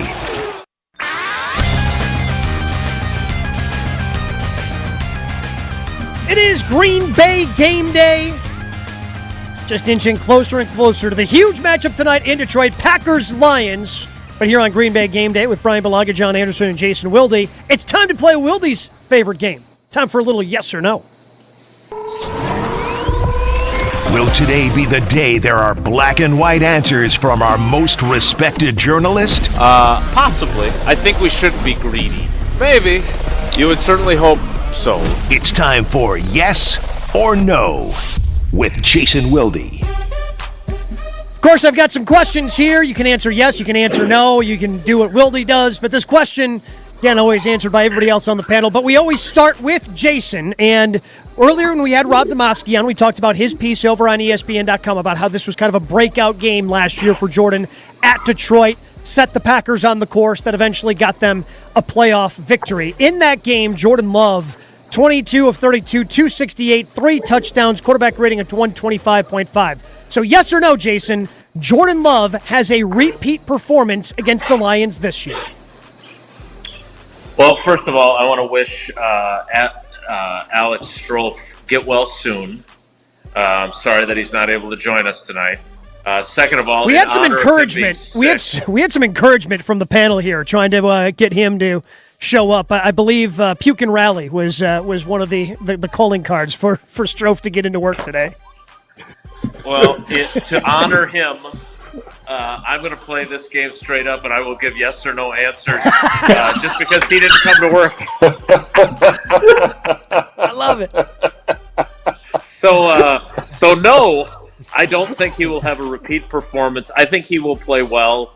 I think he's going to have some opportunities to make some plays. But I personally believe that the most important thing to do tonight is to feed Josh Jacobs again. It didn't go great on only 3.5 days rest on Thanksgiving against Miami, but given where their defensive line is at and where their linebacking core is at, this feels to me like a game where you want Jordan to have an economical, efficient night where he throws, 18 for 24 for 202 yards and a couple of touchdowns, doesn't turn it over. It is important, though, that he doesn't turn it over. We know Kirby Joseph. We know Bryan Branch, who the last time we saw him in a Packers game, he was giving the officials the double bird on his way out of the building. I think this is an important game to make sure that it's more of a Josh Jacobs game than a Jordan Love game. So my answer unequivocally is no. John? Oh, I was going to say unequivocally yes, unless it's not, and then the answer is no. Old habits die hard. Yep, some of those, it could be either one. I feel like, it's take a pick now. Listen, the more this goes on, I think it seems horrible, right, for a guy that's getting paid a lot of money, and I try not to look at like I just keep thinking right now, I don't need him to be my best player yet. I think you've got ways to win without him being your best player. I think ultimately there will be a game, and there'll be a time where I need him to be my best player and dominate and run the whole game.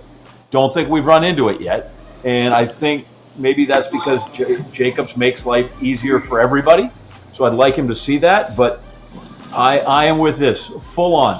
Just take care of the ball, right? Who is it? Who was the first guy that said it? Was it Ernie Nevers? That any drive that ends with a kick, one way or another, is not terrible. And I think if they get into that, that's fine. This is where the Lions steamroll people as they get a turnover. They, a couple of quick 3 and outs, and then next thing you know, they're up by 20 points. So I would like them to take care of the ball. I'd like to see some drives that even if they end in punts, take 7 or 8 plays, and you slow them down in some way, shape, or form. So I will think it was a fine enough game by him, by Love, if in fact he has no turnovers next to his name. That's the single most important thing. Bryan? Yep, I'm with Jason. Feed Jacobs, take care of the football. He's going to have his opportunities to throw it. He's going to have to throw it at some point, and I think everyone feels really good about it throwing the football, but the most important thing, take care of it. Take your opportunities when they present them. But this is going to be a Jacobs game. It has to be. You got to set the tempo of the game, and that's you controlling the line of scrimmage, controlling time of possession, because that's what Detroit wants to do. They want to hold on to the ball. They want to, slowly work the ball down the field and pound the rock and play action. So you got to flip the script on them. So I'm all in with the other two guys here. Well, to that point, and Gabe, real quick, just on what Bryan said, that's one of the things that they can do to mitigate how much their defensive line and linebacker group is beat up. Right, is them controlling the ball with that running game. That obviously would be huge for them. Well, to that point, question number 2 on yes or no deals with that, because the Lions are on pace to potentially have the 8th duo over 1,000 yards rushing. And obviously running the ball is very important to them. Quay Walker, though, for the Packers, maybe his best 2 games the last 2 weeks as a member of the Packers. So question number 2 on yes or no, Jason, is Quay Walker for real? Has he turned over a new leaf? And is he on a great trajectory now? Well, first of all, I didn't mean to step on you there. I'm used to working with Strofe, so I figured I needed to get that information in. Didn't realize you had such a great question waiting. And secondly, I have to renege on my promise because of the nature of this question. I don't know if he's turned the corner or not. I think certainly Packers fans are hoping he has, and I think the coaching staff has. But let's remember, these 2 games have followed a game against the Bears where he did not play well, and he looked indecisive and confused and overthinking. And again, I mentioned this to Bryan on our show this morning or yesterday, whatever it was. I still want to know where he's at mentally as a player, because he is so hard on himself, that's great. I think that's important, right? I mean, Bryan, I'm sure as a player you were really hard on yourself too, but he seems to be one of those guys that's hard on himself, but then fails to let it go and play the next play, and it starts to compound on him. And when he has bad games, they turn into really bad games, right? I mean, he drops an interception, and then he runs past a ball carrier for no apparent reason whatsoever a couple plays later. And so if he has turned the corner, I think the mental aspect is the most important, because he obviously has the physical gifts, but he just has to. This defense is a completely different defense if Quay Walker is playing up to the potential this team sees for him. John? Yeah, I don't think so. Like, I am not convinced yet. Takes more than 2 games. And the other thing is, I just watch him, and as wonderfully athletic as he is, I just don't know that I'm still ever going to be convinced he's going to be this big run-stopping, in the middle, clog up everything kind of middle linebacker. I think that of all the guys, and when they move these around, I know what they said when they came on, but I just feel like he's miscast there a little bit. He can make up with it because he's pretty good athletically. He can get to some spots, but I just I need to see more than 2 games for sure. It's the old. So my golf game is not so great that I keep score all the time, that I'm just like, can I have more good holes than bad holes, right? Let's start there. Can I have more that I'm happy with than I would? And I think on that body of work, right, there are more games he's got more bogeys than he does pars. And he might have birdied the last 2, which was kind of nice. But I think we've got a ways to go for him. But, I think maybe they've done some things to help him out a little bit. But I guess and maybe I'm just old school NFL and I just don't understand the position anymore. But I used to think that guy was a badass, that, he stopped everything, or everything had to go through him, and I don't see that with him yet. Bryan? Yeah, I mean, it's Jason said he's got all the ability and all the technical gifts, physical gifts. He's got all that. Like, you look at him, he is a new age prototypical linebacker from top to bottom. He's got it all: speed, size, aggression. It's all there. And the way Jason describes it and how Quay talks about it in the locker room, it's between the ears, and how he processes things after something goes wrong. And in the NFL, something always goes wrong. I mean, there's legitimately no such thing as a perfect game. Like, I mean, you could, as an old lineman, like, a perfect game, like a shutout, like, you're still going to give up something. Something bad's still going to happen. And if you let something bad that happened in the game compound, then something really bad's going to happen, and that's snowball. So, like, he needs to get just out of his own way. Like, he needs to learn to wash and let things just go. And then you worry about that later. Like, you take care of that the next day in film, but what happens on that game field, like, you just got to, like, rinse and repeat, dude. Like, and if he gets to that point that he can mentally move on so fast from things, he'll be fine. And, I mean, listen, I hope for his sake that he has. Like, right, I don't know if he's, like, if they're helping him out or what he's doing, but I hope whatever it is, like, it's showing these last few games. Because if that's the Quay Walker we get, then that's really good. That's what this defense needs, as Jason said, because the defense is much better if that's his quality of play. And just for him personally, right? Like, it's a lot easier to lay your head on the pillow at night as a player when you put performances like that and you're not up at night and thinking about what you did wrong all the time. So, but also to John's point, it needs to be more than 2 games. And that's just the fact of the NFL as well. It needs to be more than a couple times, and that's the reality of it. And then finally on yes or no, because I still can't get this stat out of my head. Shout out to Bill Huber, who dug it up and put it out there. I don't know, Bryan, John, if you are aware of this. I know Jason is. But the stat is, over the last 3 years, Eric Stokes is playing 999 snaps. He does not have a single pass breakup or interception in those 999 snaps. So, Jason, yes or no? Eric Stokes ends the streak tonight. No. How is this possible? I mean, still don't even understand how this is possible, that you play 999 snaps and don't have a ball accidentally hit the back of your helmet.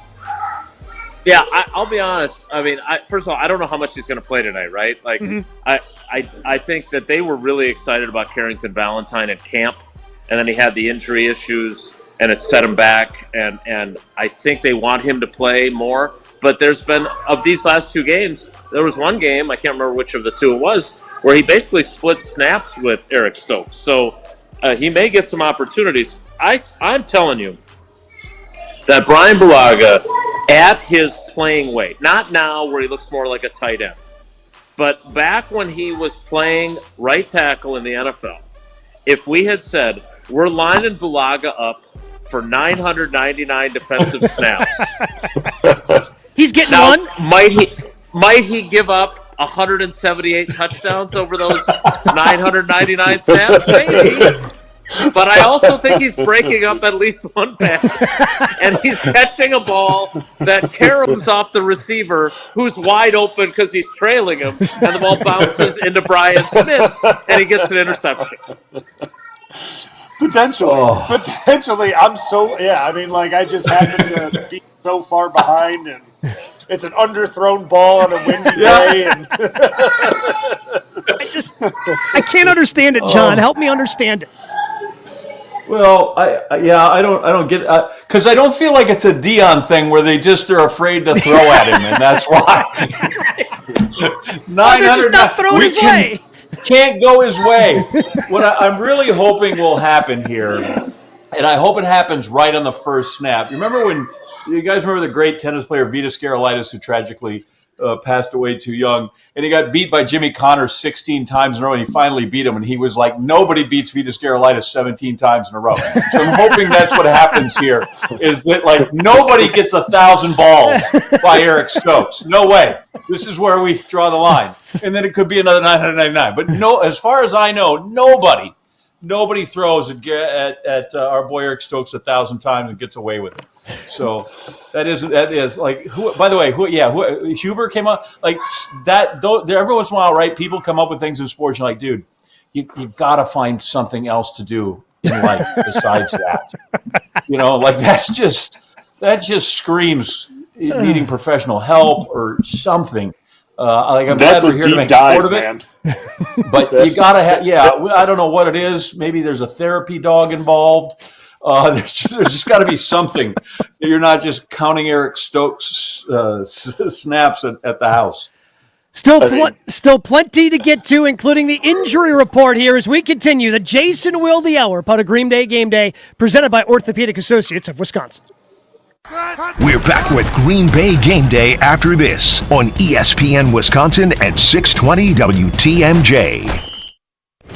Football season. Best time of the year and my favorite time of the year. This is ESPN Wisconsin's Brad Nortman. On game days, my favorite teammate is a cold carbless in my hand. Premium cocktails in a can made right here in the great state of Wisconsin. Maybe it's when I'm at the tailgate ahead of kickoff or getting ready at home for the game. Carbless is there. 0 sugar, 0 carbs, and gluten-free. Carbless features classic cocktails like margarita, Paloma, and even Moscow Mule, and vodka cocktail flavors like cranberry, lemon, and peach. Find it on your next grocery trip. Carbless. Less is more. It's the holiday season, my favorite time of year. Festive decorations, family gatherings, using our gift boxes. Honestly, I'm happier to see a Using Our Gift Box at my door than Santa. The Using Our Gift Box doesn't require cooking, just eating. And who's not up for that during the holidays? Make someone's day by sending them the tastiest gift in town, a box filled with Using Our's delicious sausage, cheese, and assorted goodies. Order yours today. It's easy. Just go to usingar.com and click on gifts. Your Honda gets you everywhere. When it needs service, you need Zimbrick Honda service. Their customer service is second to none, and you can experience it for yourself at 2 convenient Madison service locations on Fish Hatchery Road and Grand Canyon Drive. From simple maintenance to expert repairs, Honda certified technicians handle it all. Need new tires? For a limited time at Zimbrick Honda, you can buy 3 tires and get the 4th for only $1. Part of the Madison community since 1973. Shop local. Shop Zimbrick Honda. Associated Bank knows your small business isn't just a venture. It's your dream and a vital part of the community. And we're not just a bank. We're your neighbors. We're looking out for you. That's why Associated Bank offers quick online applications and approvals with funding in as fast as one business day, checking with no minimum balances or maintenance fees, and prompt customer service. Explore our products at associatedbank.com/business or visit a branch for more details. Subject to credit approval. Member FDIC, Equal Housing Lender.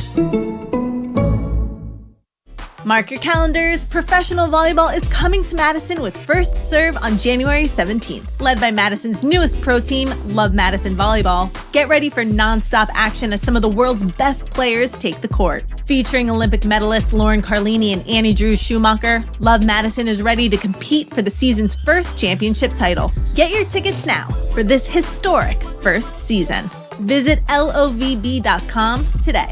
Volleyball is the next major league.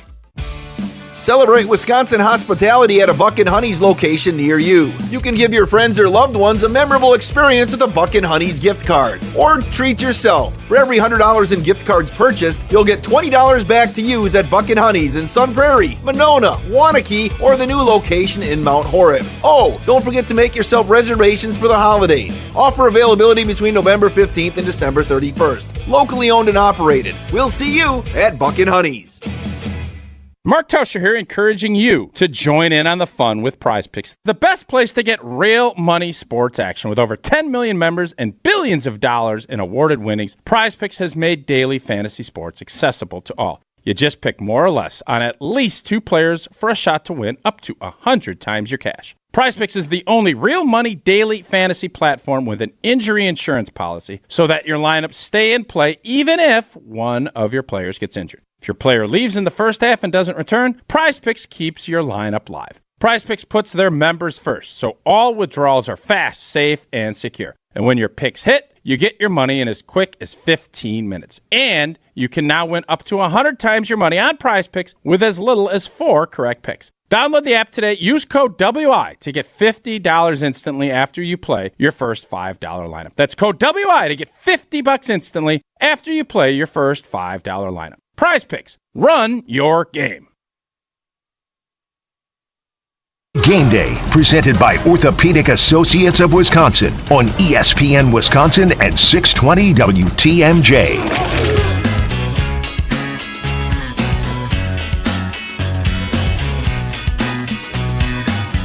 It is Green Bay Game Day. Gabe Neitzel along with Bryan Bulaga, John Anderson. During the Jason Wilde Hour, we are just moments away from getting those inactive lists for the Packers and Lions. But we all already know Jair Alexander is out, Jason. Is he going to play again this season? And at the end of the season, is he going to be in Green Bay anymore? Both really good questions.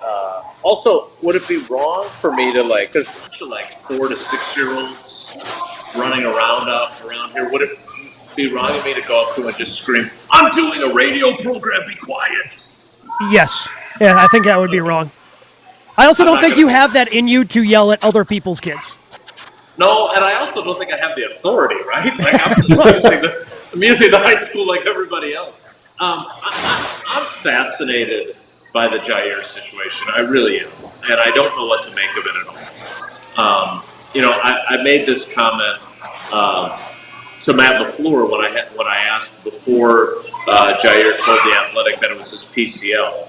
I don't like questioning guys' toughness or their willingness to play through injury. I just don't feel like that's my place. At the same time, I don't know how you don't look at what's gone on with him over the last 3 years and wonder what's going on here, right? And is he only able to play when he's at 100%? Now, PCL, it just shut down Christian McCaffrey for 6 weeks. So it's probably ending his season. Now, I don't know the severity of this. I don't know any of those things as far as Jair goes. But at least we got that piece of information so we know that it's something. That said, I couldn't get over how both Jeff Hafley, who coaches Jair Alexander, and Matt LaFleur, who coaches Jair Alexander, were so effusive in their praise of Isaiah McDuffie for how he played through the ankle injury that he suffered in the first half against San Francisco, missed one snap while getting retaped and respatted in the locker room at halftime. came back out, played the entire second half, then played an entire game on a short week with an ankle that they did not think on Sunday he would be able to play on Thanksgiving. So for him, it felt a little bit, and maybe I'm just projecting, but it felt a little bit like, hey, here's the guy. I mean, they kept talking about how much he loves his teammates and how badly he wants to be out there for his teammates. Hard not to wonder if there's any sort of subliminal messaging there. We do have the inactives for today's game. Nothing shocking, because I think we kind of already knew who was going to be in, who was going to be out. But the injury report is presented by Orthopedic Associates of Wisconsin. Out in this game for the Packers, we already knew coming in, no Jair Alexander, no Corey Ballantyne, no Edgerrin Cooper, no Romeo Doubs, Jacob Monk, the other inactive for the Packers. Again, it's always good that when you have that many guys that you already know are out, there are no many shocking players that are out for the game for the Pack. Yeah, and Gabe, just to answer your second question there, I mean, the dead cap hit for Jair Alexander, if he does not play for this team next year, is $19 million. But the cap hit he is scheduled to hit, if he does play for this team, is $25 million. So they would actually realize a cap savings if they don't have him on their team. Now, I'm not advocating for that, but that does factor into the equation. And it's hard for me not to wonder, again, after everything that went on last year, we thought things were better. He's legitimately injured. He has an injury. He's told us that.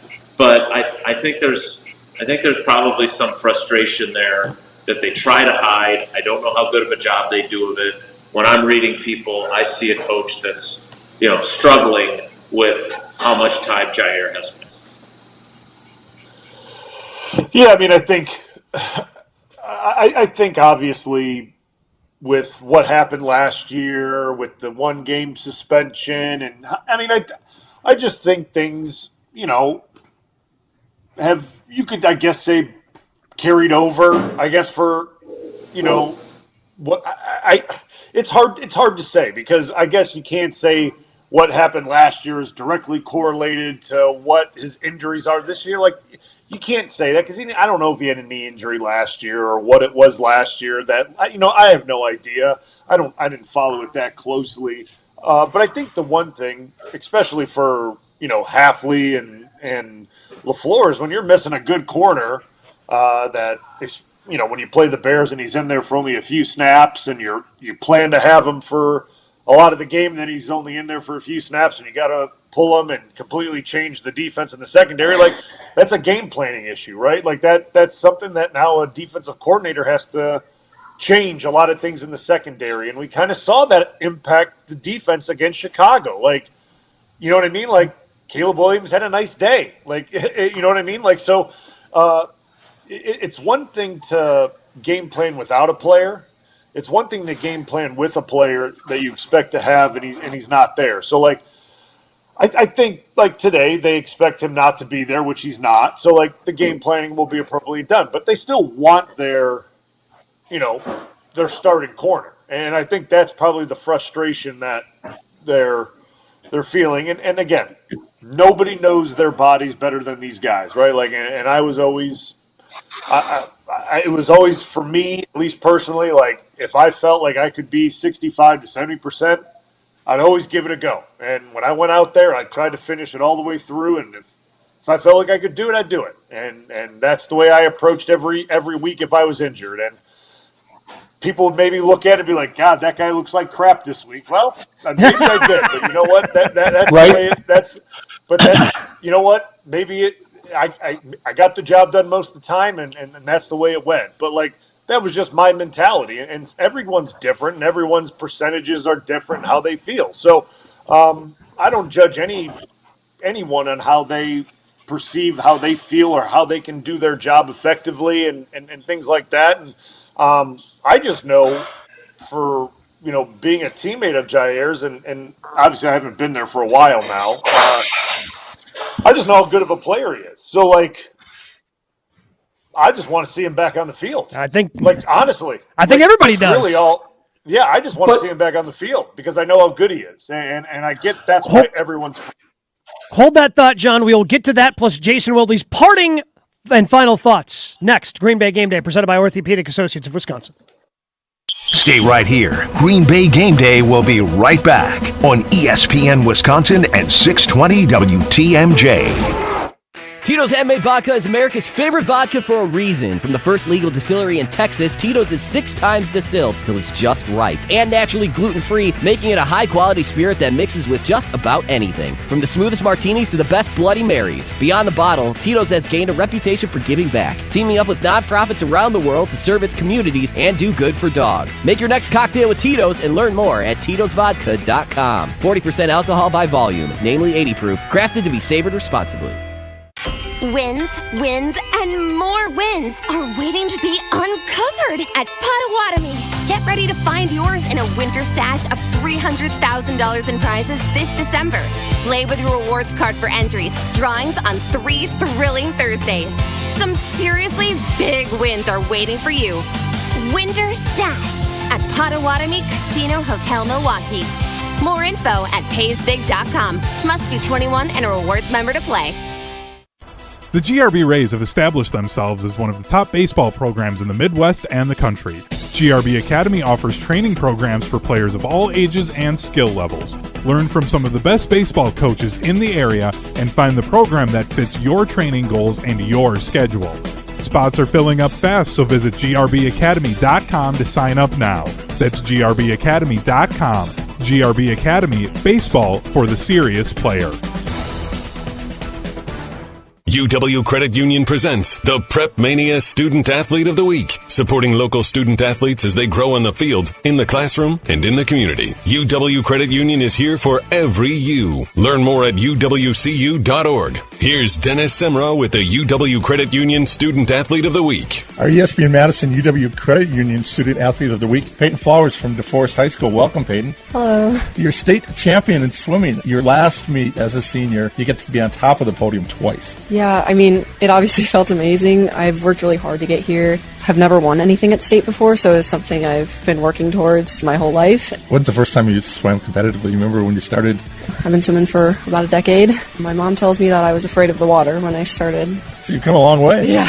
When you look back in your time at the school, what do you remember most about being a North team? Obviously swimming. I had a really special team. I think there's a lot of support and love that I experienced on this team, and I don't think I'll ever forget that.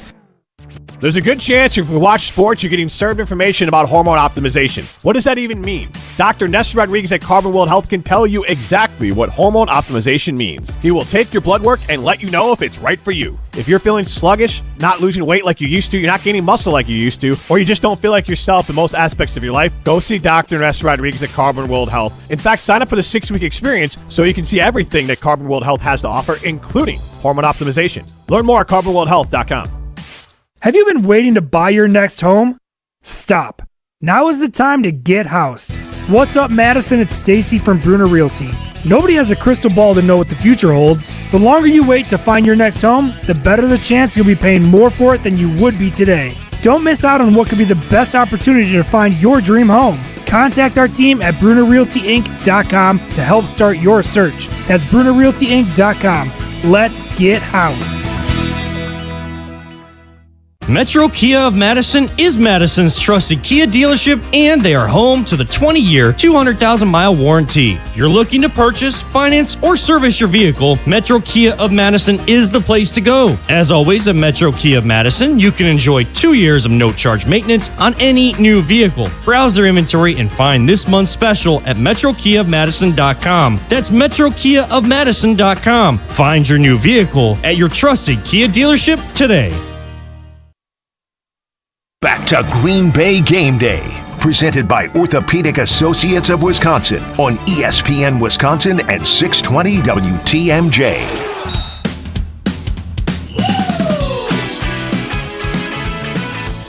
Jason, we only have 60 seconds. 60 seconds to give us your final thought heading into Packers-Lions tonight. Yeah, I feel a lot of confidence coming from Packers fans and from the big fella, Mark Tauscher. I am really eager to see if this is a game where they take advantage of a bunch of guys being hurt defensively, or if this is a replay of 2002 when the Green Bay Packers went to New England against the Super Bowl champs and were so decimated on the defensive backfield end that they played a guy who was hanging drywall with his father when they called on Wednesday in Todd Franz, and they signed Bryan Westbrook, who had an interception in that game, and they beat Tom Brady. Can the Lions do what those Packers did and rise up with all these injuries and still win? That's what I'm eager to see. Appreciate you, Jason. If you're listening on the radio, coming up next on 94.5, it is the Marquette Basketball Hour. We'll be over on WTMJ in 4 minutes.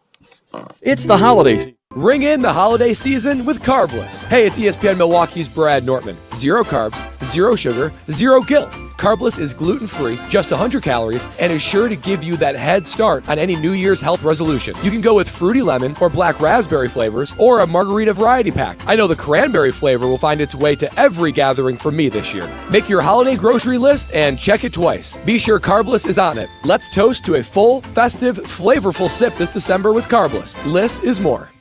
Condon Jewelers, the jeweler on the east side, the jeweler on your side. When you see Diamond Jim, you can count on him to be on your side.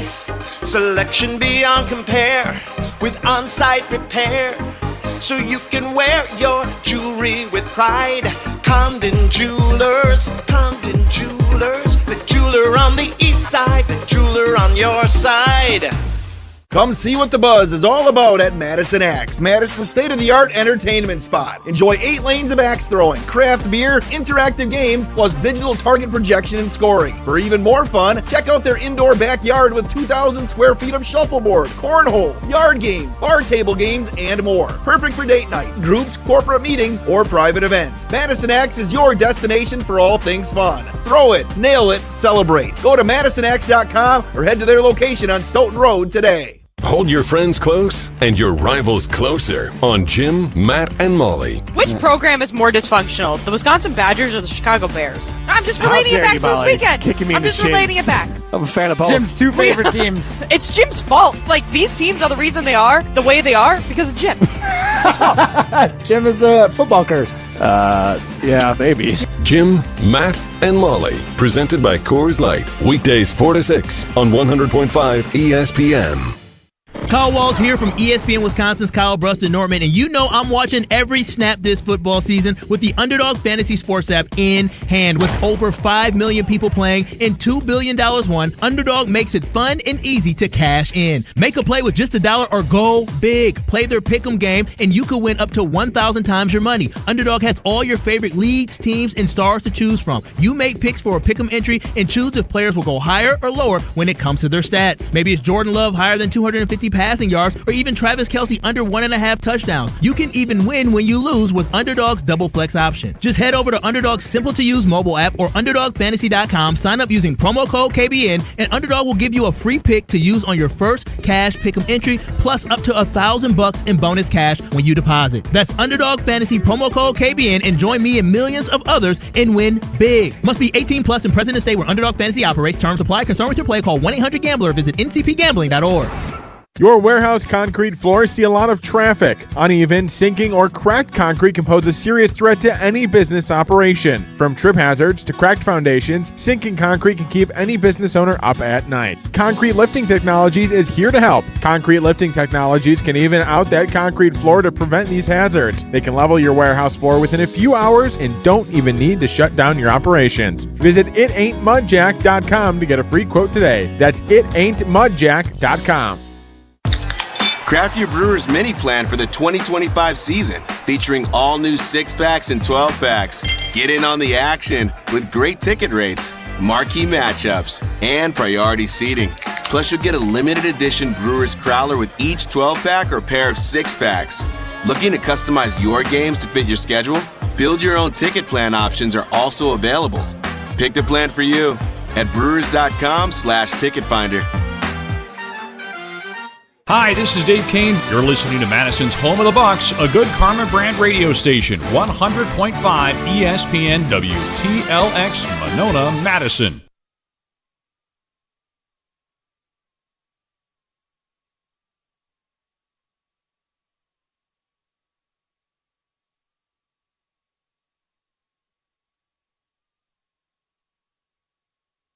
Hey, it's ESPN Milwaukee's Jen Latta. Whether I'm headed to a big college football game or just need a reliable ride, I trust AccuTrans Group. They're a veteran-owned business that delivers top-notch transportation, perfect for game day or any event. From tailgates to team outings to corporate travel and weddings, AccuTrans has you covered. Booking is a breeze, and their service is always safe and dependable. Visit AccuTransGroup.com to book your ride today. That's AccuTransGroup.com, your go-to for reliable transportation this football season. Cousin Subs is spicing things up this fall with a new sub and a delicious shake. The Chipotle Cheesesteak Sub, with either grilled-to-order chicken or steak, features pepper jack cheese, sauteed green peppers and onions, jalapenos, and Chipotle ranch dressing. And that's not all. Pair your Chipotle cheesesteak with a delicious mint shake, and your taste buds will fall in love. Order in-store, online, or via the mobile app. Cousin Subs. We believe in better. Ben Brust here to tell you about why your next work van should be from Mercedes-Benz Sprinter at Zimbrick European. First off, we have versatility. The Sprinter vans offer 16 body types and thousands of ways to customize that space. Number 2, we have reliability. Sprinter's most powerful diesel engines last longer and require less maintenance, spend more time on the road and less time in those bays. Number 3, we have safety. Sprinter's safety technologies include curtain airbags all around, load adaptive electronic stability program, and crosswind and attention assist. Number 4, Van Care Mobile. Our maintenance team can come to you with routine service. Who wants to go in? Let them come to you. They work with multiple trucks on one visit. Use the Mercedes Me Connect. And last but not least, get your Zimbrick Sprinter at Zimbrick European at Rimrock Road and the Beltline, or go online at ZimbrickEuropean.com because they never charge over the MSRP. But they walked away from that game going, yeah, we can clean up some mistakes. We can play with anyone. And that's been what's so important over this 3-game winning streak that they've had since the bye, is they've started to clean up some of those mistakes. And it's a situation where this team is still incredibly young. They are the youngest team in the NFL. Again, just like they were last year. So there were, some growing was certainly done last year from Jordan Love at the quarterback position, all the wide receivers, and you have all these returning players, but still a lot of rookies, especially on the defensive side that were playing. There was still more growing that needed to happen. It wasn't just all done last year. And now you're hoping that you can continue to build that momentum toward the end of the season. And even if you lose tonight, it gives you an idea, okay, here's where we need to be better if we want to go on a run like this team was able to do in 2010. If you win the game, then you know. There's no doubt. There's no doubt in anybody's mind that you can play and compete with anybody across the NFL, because the Lions unequivocally are the best team in the NFL. That's not to say they don't have their flaws, because they do. Their defensive line, as mentioned, beat up, has been beat up all year, and that's kind of their weakness. Maybe you might be able to run on them. Maybe they're not going to be able to get the pass rush, and Jordan Love's going to be able to stay clean. And that's just where we sit going into this game, where the Lions are the best team, and the Packers have an opportunity to hang tonight. I want to know if, were they just beating up on inferior opponents? Were they just beating up on, a team that was, really injured in the San Francisco 49ers? Had to start their backup quarterback in that game. Had to start, had to play that game without their premier pass rusher, without their potential future Hall of Fame left tackle. This is such a measuring stick game for the Packers, and I cannot wait to be a part of it, as John Anderson and Bryan Bulaga are on the program as well. Green Bay Game Day. It's presented by Orthopedic Associates of Wisconsin. What do you guys... I just really look at both these defensive lines, and whichever one ends up having the better game, John, I think is going to be the team that wins. The Lions are beat up. The Packers haven't played that great up front, but really the team that's going to be able to get pressure with 4, that just creates such an advantage for whoever's able to do that tonight. Okay, so is this where I finally give my Jair Alexander take? Oh, yes. That I've been holding on to since Wilde. Yes, please. Please, if you have it ready, yes. No, we can roll back at another time with it. But don't all football games come down to this, right? Like, why were the Vikings great? Because they had the purple people eaters, not just a catchy name, but they could rush four and abuse people. I mean, the name steel helped. curtain, right? They had four guys, and they could, and then also Mel Blount could actually just maul you at the corner position, and he was great. But, like everybody, if you can do that with four, who else has a great, what were the Rams with the fearsome foursome? Like four guys. It was even in the name. So, if you can do that as anybody, you're always way ahead of the game. That's why the people that blitz is because they don't have that. And then it's kind of the old thing. I appreciate having 3 hours and 15 minutes here, but if you just go down, who can run it better and whose line will hold up and cause the other quarterback more problems, we're going to be done in 2 minutes, but we sum up the game, right? Like if Bulaga blocks me and I can't get to the quarterback and he opens holes, he's going to win. If I can get by Bryan and make the quarterback uncomfortable, every once in a while I drive a guy, then my side's going to win. So it's sort of always going to come to that, and that's where I thought in a lot of cases where LaFleur has done well is because I don't know that there were times where when people were going to stack against the run, the way they ran against the Colts, who, again, we're not mistaking them for some Hall of Fame front four, front seven, but imaginative runs. He did a lot of things. If you notice early in the game, he does that, and then when they get out in front, at least from what I can tell, Bryan, I'm not trying to get in your area, but they seem to be very basic runs a lot of the second half. He's very creative in the first half, and now they're way ahead. I don't know if he's like, no reason to show any more than that. If this gets us done, we can play with the chains and we can play with the lead, then there's no reason to show more than we have. But if they come up with that, then it's thing. And I think it's more than just a chance to show they can hang. I think they need to show that they can be every bit the menace the Lions can be, even if you lose, to let them know, okay, we're going to have a game if we meet them one more time, that we're going to have a game and a fight on our hands that I'm not sure we want to get into, or they may relish it, but know that they're going to get into a fight with those guys. And I don't know that the Packers 9-3 record's built on anything soft. I think, Gabe, the games you described as you were coming in, like those are just few and far between in the NFL, period. If you're a really good team, then most of the times you beat the teams you're supposed to, and there are 4 or 5 of those games in the course of 16 games, or I guess now 17, that you get to do that. And so I think that's more important than, hey, I don't know that they have, what's their best win or are they prepared? I just think you don't get many chances in the NFL like this because of the scheduling way it comes around, where you get to match up that you're really good against somebody else is really good. Bryan, how do you feel about where the Packers' defensive line is? And you're somebody who loves to dive in, watch the tape. I don't know how much Lions tape you've watched, but can Zadarius Smith, does he still have anything left in the tank where the Packers should be worried about him in any sort of revenge type game? Yeah, I mean, I think Z had a good game against Chicago. I thought he played well. I mean, I think Z's going to be motivated to play. I still think he's got good pass rush capability. They brought him in and they've ramped his snaps up quite a bit since he's been brought in, and he had a good game against Chicago and created a lot of pressure, and I think he's going to want to have a nice night tonight. I think they're going to move him around. I think he can be disruptive inside and outside, but I feel good about our offensive line. I think they're really good pass protectors. Jordan Love is not getting sacked a lot at all, so it's a good group. And I like we've all talked about earlier, I think this is going to be a run it first type game. So they're going to make the Lions play the run, and that's going to be an important key. And hopefully you can wear them out a little bit so that when it is passing situations, they're a little more tired to rush the passer. But from our defensive line standpoint, it's going to be, the Lions offensive line is, they are very good. There's no other way to look at it besides saying they are very good.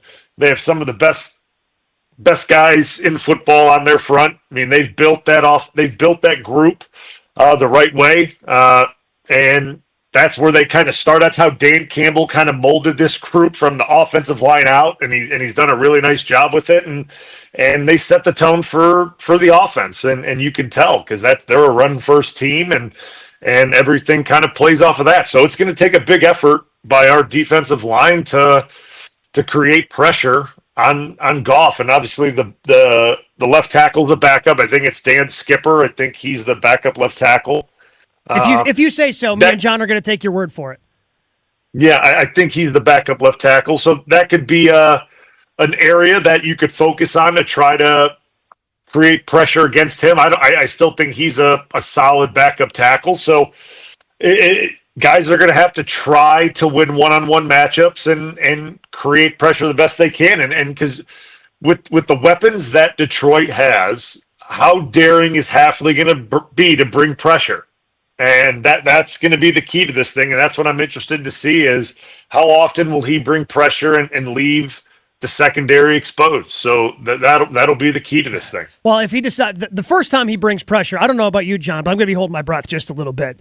Because the way without Jair and the speed that somebody like Jameson Williams possesses, and the way that Amon-Ra St. Brown can get open with the route he runs, if that pressure does not get home, I am going to be a little anxious about what awaits Jared Goff if he's able to get that pass off into the secondary. Listen, I feel that way all the time. Right? That's just a risky thing. But a part of that is because of, I think, the way the rules are, man. You can get away with it. It's a much harder thing to cover guys than it used to be. And so that is always the great gamble, even if you don't have what you think are phenomenal players. That is the risk that you take. That's the risk you have every single time.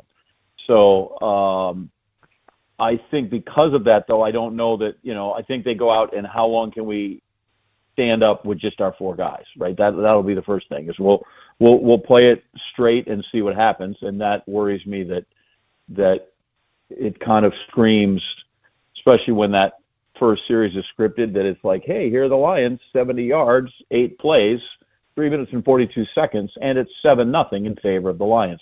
I just think that's almost as risky, and I don't think it would hurt them to go ahead and give it a shot. It's sort of like Norm Stewart, the old basketball coach, said at Missouri, they're like, how come you took all your starters out? He goes, well, because we were losing, and I knew I could lose with the backups if the starters were. Like, we know they can get beat straight up, so maybe you try something different to see if that works. Because if you just play it straight, yep, they can beat us. So much to get to here in the final hour of Green Bay Game Day. We've got our best bets. We've got our Gruber Law Offices one call, plus our game predictions. That's all coming up. But green and gold fans, it is game day. Kick off your tailgate with Bacardi. Whether it's a Bacardi and Cola, lime and soda, or spiced in Cola, Bacardi is your game day go-to. Grab a bottle at your local retailer. Live passionately. Drink responsibly. Bacardi USA, Miami, Florida. Run 40% alcohol by volume. Our best bets coming up next. More Green Bay Game Day coming up on ESPN Wisconsin at 620 WTMJ. Hey, it's ESPN Milwaukee's Jen Latta. Whether I'm headed to a big college football game or just need a reliable ride, I trust AccuTrans Group. They're a veteran-owned business that delivers top-notch transportation, perfect for game day or any event. From tailgates to team outings to corporate travel and weddings, AccuTrans has you covered. Booking is a breeze, and their service is always safe and dependable. Visit AccuTransGroup.com to book your ride today. That's AccuTransGroup.com, your go-to for reliable transportation this football season. Cousin Subs is spicing things up this fall with a new sub and a delicious shake. The Chipotle Cheesesteak Sub, with either grilled-to-order chicken or steak, features pepper jack cheese, sauteed green peppers and onions, jalapenos, and Chipotle ranch dressing. And that's not all. Pair your Chipotle cheesesteak with a delicious mint shake, and your taste buds will fall in love. Order in-store, online, or via the mobile app. Cousin Subs. We believe in better. Ben Brust here to tell you about why your next work van should be from Mercedes-Benz Sprinter at Zimbrick European. First off, we have versatility. The Sprinter vans offer 16 body types and thousands of ways to customize that space. Number 2, We have reliability. Sprinter's most powerful diesel engines last longer and require less maintenance, spend more time on the road and less time in those bays. Number 3, we have safety. Sprinter's safety technologies include curtain airbags all around, load adaptive electronic stability program, and crosswind and attention assist. Number 4, Van Care Mobile. Our maintenance team can come to you with routine service. Who wants to go in? Let them come to you. They work with multiple trucks on one visit. Use the Mercedes Me Connect. And last but not least, get your Zimbrick Sprinter at Zimbrick European at Rimrock Road and the Beltline, or go online at ZimbrickEuropean.com because they never charge over the MSRP. Oh no, my phone. Hear that? It's the sound of a skater dropping her phone and smashing it on the ice. Yep, it's definitely broken. But at Verizon, we got you. For a limited time, trade in any phone, any condition from one of our top brands and get a new Samsung Galaxy S24 Plus on Unlimited Ultimate and Watch 7 and Tab S9 FE 5G. That's up to $1,900 in value. So you'll save big on 3 great gifts. Only at Verizon. Service plan required for watch and tablet. Up to $1,900 value based on phone, watch, and tablet. Trade in and additional terms apply. See Verizon.com for details. Getting quality employees to fill positions in your company is essential, but finding those people can be a major hassle unless you use ZipRecruiter. ZipRecruiter makes finding quality people a breeze. ZipRecruiter's advanced technology identifies candidates with the right skills, sends you great matches, then you can easily invite them to apply. 4 out of 5 employers who post on ZipRecruiter get a quality candidate within the first day. See for yourself. Go to ZipRecruiter.com/free to try ZipRecruiter for free. That's ZipRecruiter.com/free. Come see what the buzz is all about at Madison Axe, Madison's state-of-the-art entertainment spot. Enjoy 8 lanes of axe throwing, craft beer, interactive games, plus digital target projection and scoring. For even more fun, check out their indoor backyard with 2,000 square feet of shuffleboard, cornhole, yard games, bar table games, and more. Perfect for date night, groups, corporate meetings, or private events. Madison Axe is your destination for all things fun. Throw it, nail it, celebrate. Go to MadisonAxe.com or head to their location on Stoughton Road today. Your warehouse concrete floors see a lot of traffic. Uneven, sinking, or cracked concrete can pose a serious threat to any business operation. From trip hazards to cracked foundations, sinking concrete can keep any business owner up at night. Concrete Lifting Technologies is here to help. Concrete Lifting Technologies can even out that concrete floor to prevent these hazards. They can level your warehouse floor within a few hours and don't even need to shut down your operations. Visit itaintmudjack.com to get a free quote today. That's itaintmudjack.com. You're listening to Green Bay Game Day, presented by Orthopedic Associates of Wisconsin on ESPN Wisconsin and 620 WTMJ.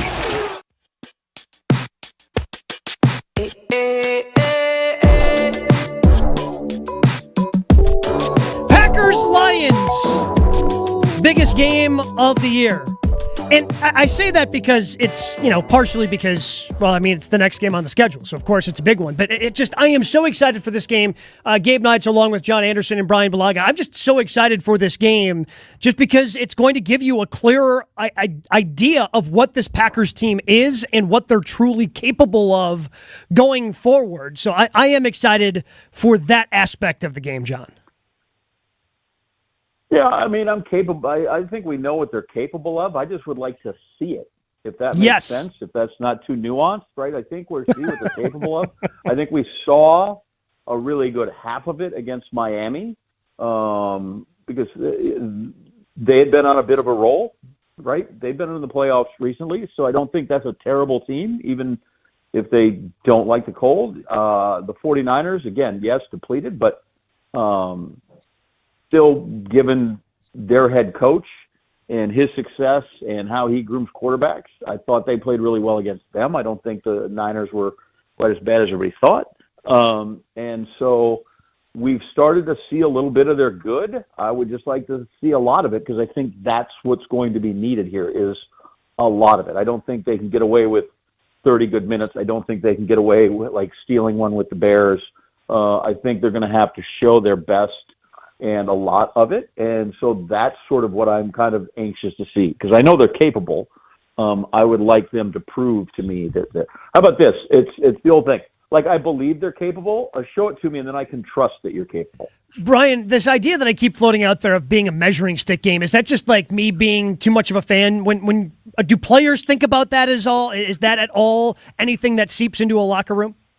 I don't know if it's measuring stick that is in the locker room, but I think everyone hears the chatter, right? Like everyone hears that, like, the Lions are the best team in the NFC, potentially in the NFL, and that Green Bay's clearly the underdog, or you're the underdog going into their place, and you want to see how you compete against that team, and you understand where you were a few weeks back when you played them. You didn't play your best game, and it was a game until essentially just about right before halftime when that interception was thrown, and then the game was blown open. But if it wasn't for a self-inflicted wound, that's a ball game, right? And you weren't even playing your best game at that point, or even close to your best game at that point.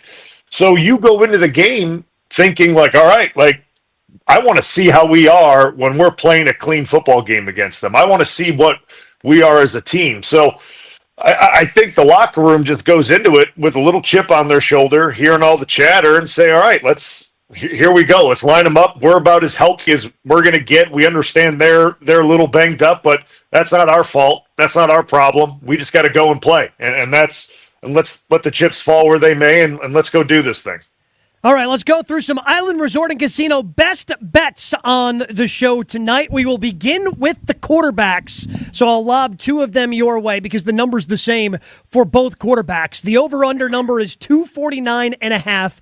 Goff or Love, what do they do, John? Do they go over that number or under that number? Maybe I've just watched too much of my boy Van Pelt and Bad Beats, and his mantra is always right. America loves the overs and the favorites. So I'm going to just keep going under and with the underdog the whole way. I just think the Packers are not sort of throwing obsessed. I think they are Jacobs obsessed offensively. That's good. So I think it'll be under because they won't need to. Bryan? Yeah, I'm going to take the under on. I'm going to take the under on Love, but I'm going to take the over on Goff. Okay. That's what I think's going to happen here. I think I'm going to take the under on Love, over on Goff. So I think the Lions are going to need it. I think the Lions are going to need it later in the game. That's the way I'm looking at it. Yeah, I might go I think if Goff is over, they're winning, and if Love is over, the Packers, then the Lions are also winning. Right? Then I just think that if Love has to start throwing that much, that's bad for them. I think the Lions throwing that much could very well be how they win the game, period. So I'm not trying to be a smartass there. I just think if the Packers have to throw that much, that's probably not ideal.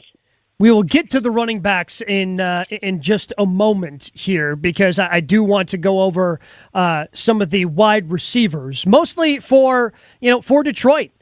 Amon-Ra St. Brown, he has been somebody who has been a thorn in the Packers' side in the past, somebody who wore the Green Bay Sucks sweatshirt to Green Bay when they played about a month ago. Somebody said that Xavier McKinney said, yeah, we're not too worried about him earlier this week in the locker room. 69.5 yards for Amon-Ra St. Brown. Over or under that number, John?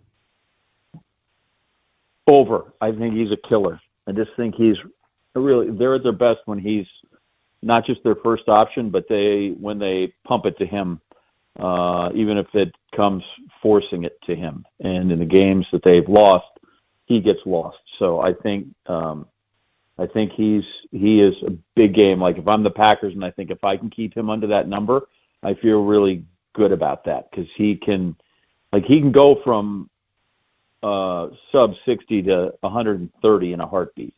And not just like one streak route, but it's just like, we'll just keep throwing it to him. Till you show me you can't stop, until you show me you can stop him, then I'm just going to keep throwing to one of my best players. Bryan? Yep, I'm taking the over. He's just he finds a way to get open. Goff always looks for him. He's a really good player. So I'm just, and like, listen, he he says a lot about the Packers-Lions rivalry, and he's allowed to. He's a good player. He plays really good football. And you know what? Like, if it's a guy on the roster that isn't contributing and isn't playing good, like, I don't want to hear it. But this guy, he's high level, man. So like, he can say what he wants. Like that's the way I look at it. So like, I like the way he plays. I think he's tough as hell. And but I got the over on him. I wasn't really going to include this one until John had the prophetic, comparing Packers players to vowels earlier in the program. A-E-I-O-U, sometimes Y, and he's a big 8, 9, 10, sometimes 85 guy. So we'll go to that number 9. Christian Watson, over-under for him is 40. Step into nostalgia with the Miller High Life Dive Bar of the Week. Listen to Jim, Matt, and Molly every Thursday to find out where you can enjoy $2 Miller High